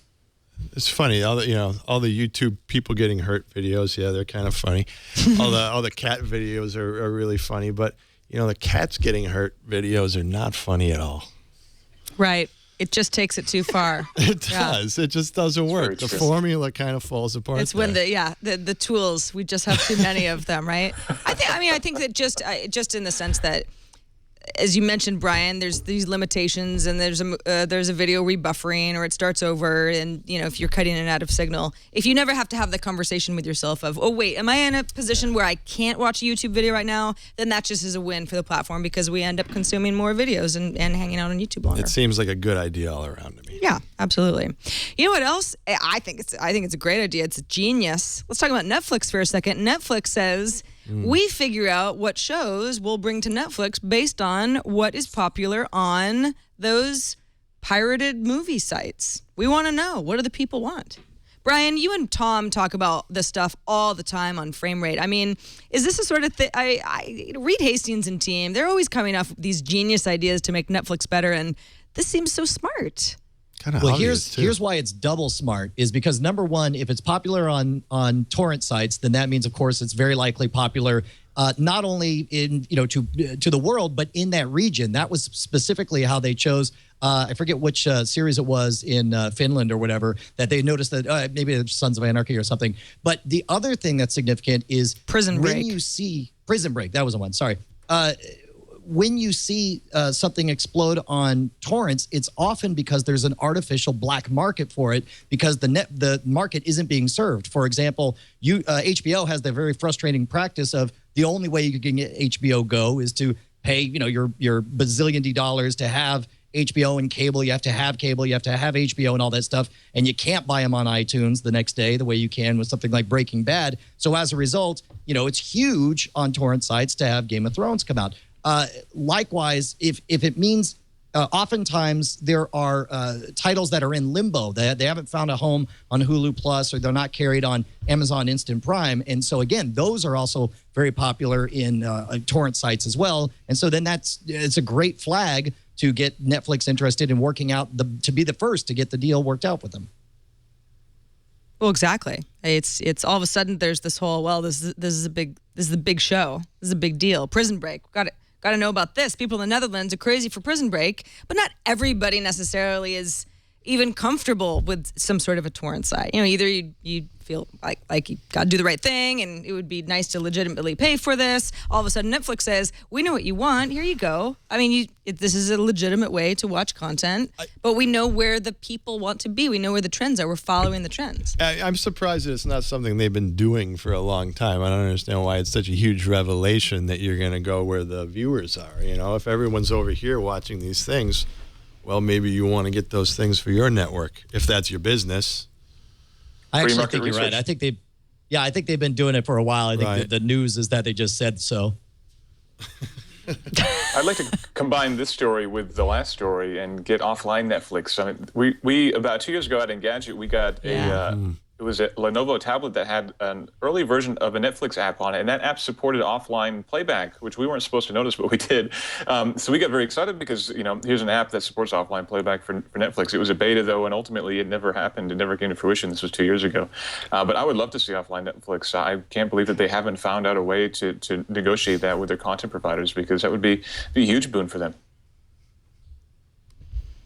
All right, Netflix, you're doing everything right once again. This next story about a California school district which has hired an outside firm to basically spy on the kids, monitor the kids, spying on the kids on their social network activities. In fact, this is a district in Glendale, California. This is a suburb of Los Angeles. It's a big school district, paying a firm about $40,000 to report on about 14,000 middle school and high school students for 1 year.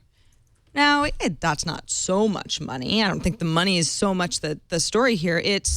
Well, there's two ways to look at it. Is something that a kid is saying on a social network at all pertaining to the way that the kid is interacting in class or doing well or interacting with their teacher, that sort of thing. But you hear all these stories about there's online bullying. That's something that could happen in a hallway or it could happen online, and there are repercussions of that. It's bad, but even worse, somebody thinking of hurting themselves. That too. God forbid. I mean, and if you can catch this, which they have done.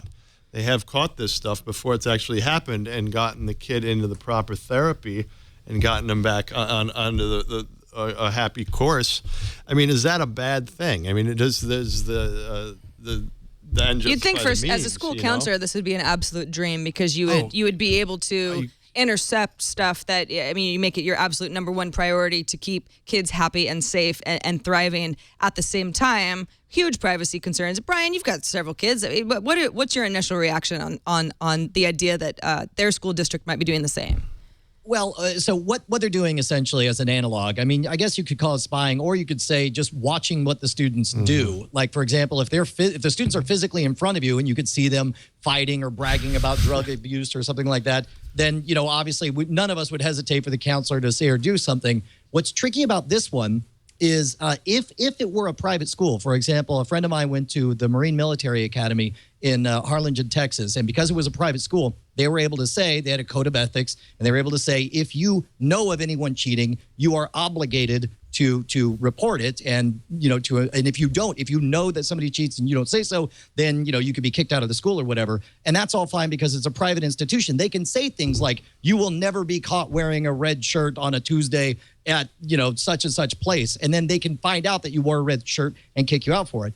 What's tricky about it is that this is a public school and it's a public funds, and now we have the awkward position of the government funding people to monitor behavior of free individuals outside of school and to give real academic repercussions as a result of it. And that's the part that makes me uncomfortable and feels icky to me. But if they can find that kid who, God forbid, is talking about, I got all these guns and something like that could be caught. Right. The worst possible thing that could happen could be caught. At the same time, I just feel, and I don't want to be pessimistic because I agree with you, there's going to be some situation where the school and this firm can point to and say it was all worth it for this one instance alone.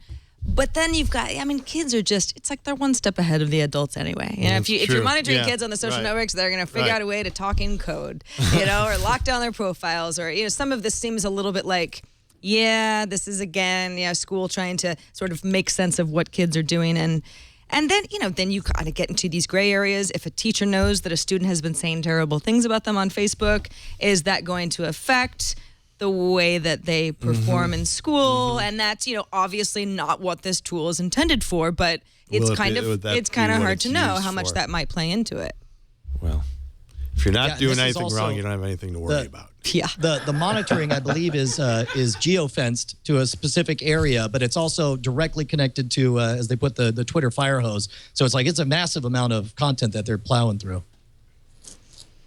All right, before we get to a few more stories, we got Pinterest starting to roll out ads. Cyanogen now being its own company, wants to compete with Android itself. Let's take a moment to thank Carbonite, our last but not least sponsor. Every time I talk about the ads, you see Ozzy the dog goes a little nuts in the background. He knows where we get our money from. Ozzy's got to eat. All right, so when's the last time that you backed up your files on your computer, Martin Sargent? I know it was like years ago. You're bad at this. Years You're ago. asking for it. I mean, back when I was on like a 486. So, a couple years ago. You're not alone, though. You're not alone. Most people just don't back up their files on any sort of a regular basis, either ever or as often as they should. And hey, what if you're running a small business? I mean, you are playing with fire if you're not backing up your files to the cloud on the regular, automatically and continually. That's how Carbonite works. Whenever your computer is connected to the internet, Carbonite is working. You don't have to think about it. So this is not something that you don't have to say, well, okay, I've got Carbonite. No, okay, I'll make some time for myself on Friday at 4 between meetings. This is all running in the background.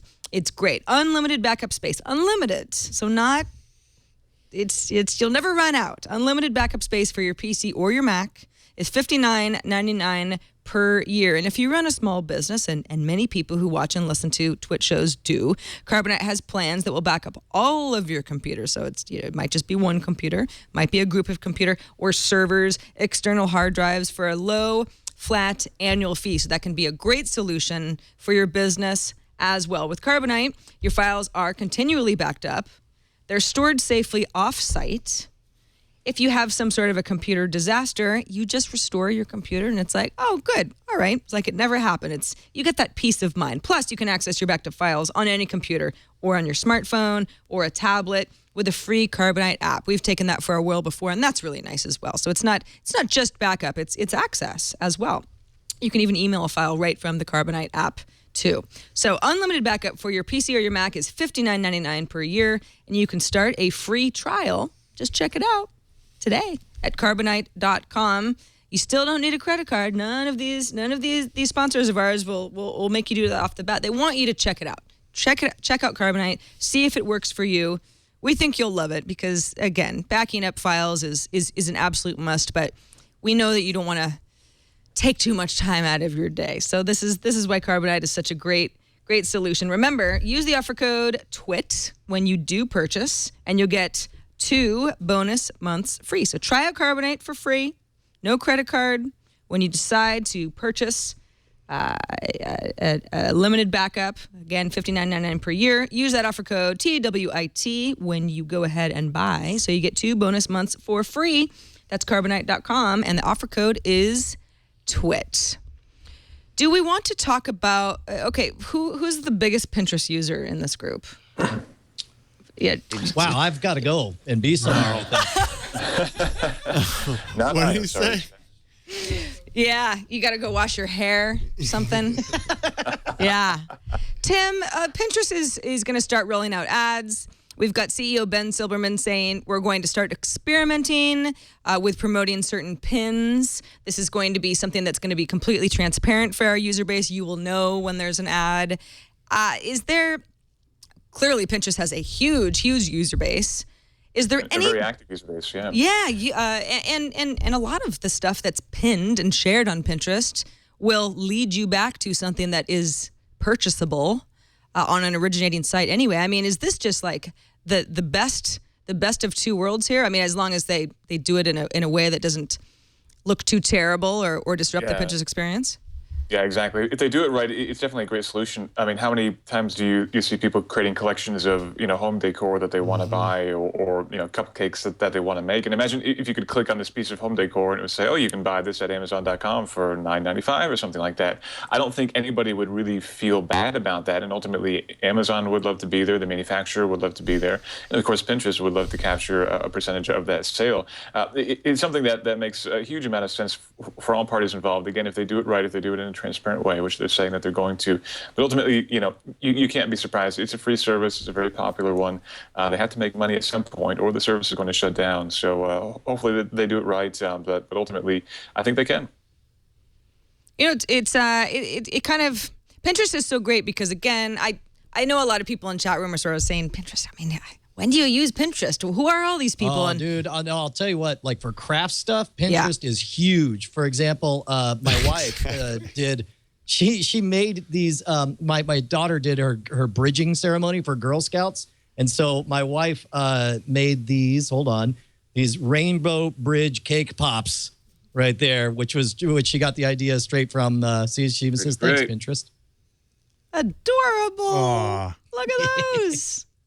Like a Nyan Cat type shopping thing. for new wheels for my car, and I use Pinterest for that. I would pin a bunch of different wheels for my car, and then I actually kind of used that to decide which wheels I wanted to get. So it's a great way to do comparison shopping, and especially if you're talking about things that are aesthetic based. It's a really great way to do that sort of thing. And again, it's a huge marketing tie-in. Yeah, and it's sort of like, okay, so the example that you used, Tim, it's like wheels for your car. Okay, well, Pinterest is like, well, we kind of get an idea of what Tim might want to buy in the future. So when you see an ad that might be in that realm of, car tech or whatever, you go, yeah, well, I'm on Pinterest anyway because I'm probably doing research on something that I'm going to end up buying. And it all makes perfect sense. When I see an ad for, a pair of shoes that maybe I've looked at online in the right rail of my Facebook newsfeed, I get livid because I'm like, I'm not on Facebook to buy things. I don't want to see shoes to buy here on Facebook.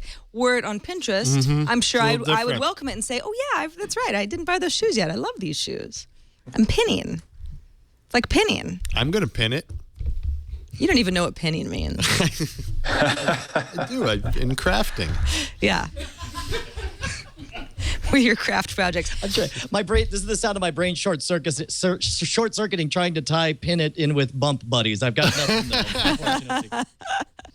I think it's sort of like when you have an instance where you're doing research on wheels for your car. In my case, I wanted to buy a new couch, and I went crazy on Pinterest because I thought, well, I just wanted one place where I can remember all of these photos, and then it turned into this thing where it's like, now I'm really, really in love with some of these designers that I don't know these people. They certainly don't know me, but I love all their pins. Ooh, look at that living room. Oh, she did that really nice thing with the lamp. It's like this whole community, and it's really fun. But I had to have that first little project in order to get in. I don't use Pinterest, but if I were single and online dating, I would. To meet hot furniture designers. Pin all the ones that I'm interested in, you know? Well, I don't know. Yeah. I don't know if it really that works as well as you might be thinking that it does. Ooh, stick to OkCupid. Let's keep digging, Martin. You're doing great. Yeah. It makes sense. Hey, should we talk about Cyanogen wanting to basically, well, they say that they would like to be the third major mobile ecosystem. And if you're not totally familiar with Cyanogen Mod has grown a lot as custom Android firmware, as introducing new services along the way. And it is now going to operate as a company like any other, called Cyanogen Incorporated, led by Boost Mobile co-founder Kurt McMaster.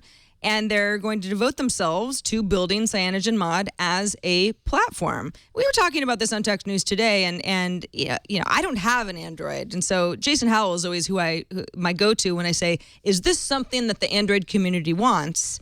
And he's explained that Cyanogen is great in many ways because it's a cleaner install. It helps the whole system, if you're on the Android system, run more smoothly, boot up stuff faster, that sort of thing. So it makes perfect sense. But then how do you get to the kind of hardware that you're going to choose when you've got something like stock Android, then you've got Cyanogen, and then you've got the manufacturer's bloatware on top of that? Tim, are they going in the right direction? Is this some sort of a solution for Android? I'm actually really curious to see how this shakes out because I'm not sure that we need another player like this. Obviously, they've had huge success on the iOS front, but it's always been kind of an alternative kind of pirate operation. So for them to be going, I don't want to say legit, but to be getting a little bit more serious about this, and to be challenging the likes of Google and the likes of HTC and other folks who are doing customized versions of Android, that's a pretty big ask. I'm excited to see what they come up with, though. I mean, their designs have been great, and the sort of innovations that they brought to the mobile operating system front are really encouraging to see. So for them to have full reign to do whatever they want to with an operating system is encouraging. But I'm just not sure how the market's going to react because we've seen offerings from Mozilla not exactly take a lot of wind out of Android sales by any means, and I'm afraid that they'll have some tough seas ahead to continue with the stretched nautical metaphor there. Brian, are you an Android user? I can't remember. Man, I don't even speak Spanish. You don't want to ask me. What's happening to us? I don't know. You lost me on Pinterest. I'm not going to tell you anything about Cyanogen Mod. Brian, are you watching the Emmys red carpet pre-party? No, definitely not. No, I mean, I feel bad. Like I'm very Android curious, but I've never gotten an Android. Maybe it's time for me to jump over since I'm not getting the 5S.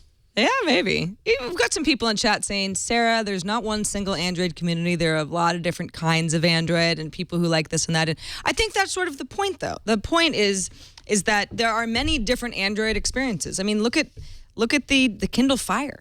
I mean, look at there are Android experiences. Amazon is just one great example of something where it's like, well, it doesn't really look like Android at all, but that's what's under the hood. Cyanogen saying we can provide an Android experience for anybody who believes in this, yes, large and admittedly fragmented ecosystem, but we're going to do it better, and that's the best Android experience that we're going to offer. Yeah. You're nodding. I agree. I'm learning. That's me agreeing with you. That's me knowing when I'm outside of my depth and trying to think of something funny to say. Is there anything that you guys want to argue about before we wrap up the show now that we've been on air for about 2 hours, the length of a regular TWiT episode? Anybody? Man, I don't want to argue nothing. From Microsoft tomorrow, big Surface event in the morning. Yeah. We want to fight about that or just maybe talk about it? Yeah, so fight it. Tim, are you going to be, it's happening in New York, correct? Yes, it's actually why I'm in a hotel tonight. So I'll be there for the event tomorrow morning. I'll be live blogging at CNET, so I hope you join us. Oh, very cool. So I'm not familiar with this either. What is going on tomorrow that Microsoft is announcing? We don't know exactly yet, but Microsoft has invited us to their events tomorrow morning to see the next generation of Surface. I think that's about all that they said, and that's about all we can say for now. Is there any buzz or speculation already? Of course, by the time most people hear this, we'll already know. Yeah, there have been quite a few leaked specs. Nothing confirmed, of course, but there's a lot of smoke, so presumably there's some fire too. But we're predicting the some sort of a Haswell update for the Pro version of the Surface. The Surface RT, it sounds like it's going to get a little bit quicker. I think the hardware is going to be more or less the same, just based on the leaks that we've seen so far. But we don't know the details yet. We don't know the pricing yet. So we'll see that. We'll see that tomorrow morning, I guess. Well, excellent. Okay, well, that's awesome. We will definitely be following your live blog, Tim. But now that you're over at CNET now as the feature editor, tell folks where they can follow more of the stuff that you're writing about and following week to week. Yeah, definitely CNET's the place to go. I've got something big that's going to be hitting the site tomorrow as well, so look forward to that. And, my personal blog is Digital Displacement, but I haven't had a lot of time to do any updating there. And I am Tim_Stevens on Twitter, just like Tim Cook is Tim_Cook, which I don't think is a coincidence, but, I'll delete that there. Well, it's nice that Tim Cook is looking to you to, when he wants to sort of enter the Twitter fray, says, what would Tim Stevens do? Because I don't want to look stupid. Yeah, my first tweet was not from an Apple store, though. I will put that out there. Well, thanks, Tim Stevens, so much for joining us on this episode of Twit. Please do come back, and we have you on Tech News Today as often as we can. So I love it. Thank you very much for having me. Absolutely. And Brian Brushwood, not just hey, man, how you doing? Not just of Twit shows, NSFW, and, of course, Frame Rate, but host of Scam School, all-around good guy podcaster. You do some magic stuff. I mean, you're pretty busy dude. Yeah, man. I'll tell you what, if I got one thing to promote, the biggest news in my lifetime, basically, is after like 3 years of working on it off and on, the Scam School physical book is out. It's a legit ass publisher and everything. It's my first real book. I'm very excited. Woohoo! And you can get it at Scam. Thank you very much, man. Scamstuff.com. And it's even got QR codes to link you to the different episodes and to see live demonstrations of everything. But if you want to follow somebody who's also funnier than me, follow my wife. She's Invisible Wife on Twitter, and she's hilarious because when she has all those dark thoughts that moms can't help but have, she runs to there, and she expresses them all. You play Grand Theft Auto 5. She takes to Twitter. It's perfect. The perfect relationship. And Martin Sargent, thank you so much, Brian, for being with us today. And Martin Sargent, my old buddy, my pal, former co-host of This Week in Fun, one of the Twit Network's most beloved shows. Who knows? It may rise from the ashes one day. I heard a rumor. We keep threatening to do it, and then everyone says, "Please don't," and then we don't, and then we think it's a good idea again. So I think that we should just do it. I think that we should promise everyone out there right now that we're going to do it. Yeah. And then we'll do it for sure. No, actually, we're pretty good at not keeping our promises when it comes to that. But I really want to do it this time. Thank you so much for having me on. You should do it like a pay-per-view spectacular, like the reunion special. Then there's a buck in it for you. Yeah, if there's a monetary angle to it, then we'll do it. For sure. That's actually the only thing that's holding us back. Let's be honest. No one's going to pay us, and so we're too busy, and we want to sleep in. Called the Bum Buddy Special. Yeah! Title. Sorry, Sarah. You can follow me at Martin the Sargent. I've got some of these really cool Corning ads coming out this week. I hope you all watch them. If you do, remind people what they search for online. Just Broke Face on YouTube should get you there. I'm not sure exactly when they're going to be released. There's already one that's been floated out there, but yeah, check them out. I'd appreciate it. Thanks so much for watching. Thanks so much for being here. It was super fun. No, it was great. I love coming on here. It's great. And it's great meeting you, Tim. And you, Martin. That was great. I was very impressed by everything, and it was really cool listening to you. And Brian, always great to see you, man. Always fun. Dude, you're the best person on earth, Martin. Let's not get ahead of ourselves. That was not supposed to get laughter, unfortunately. Now it just sounded like an ass. Oh, I took it the wrong way, that's for sure. All right, well, thanks to Tim Stevens, Brian Brushwood, and Martin Sargent for joining me. I'm Sarah Lane, filling in for Leo Laporte on episode 424 while he is off jet-setting around Europe. That jerk. Another Twit is in the can.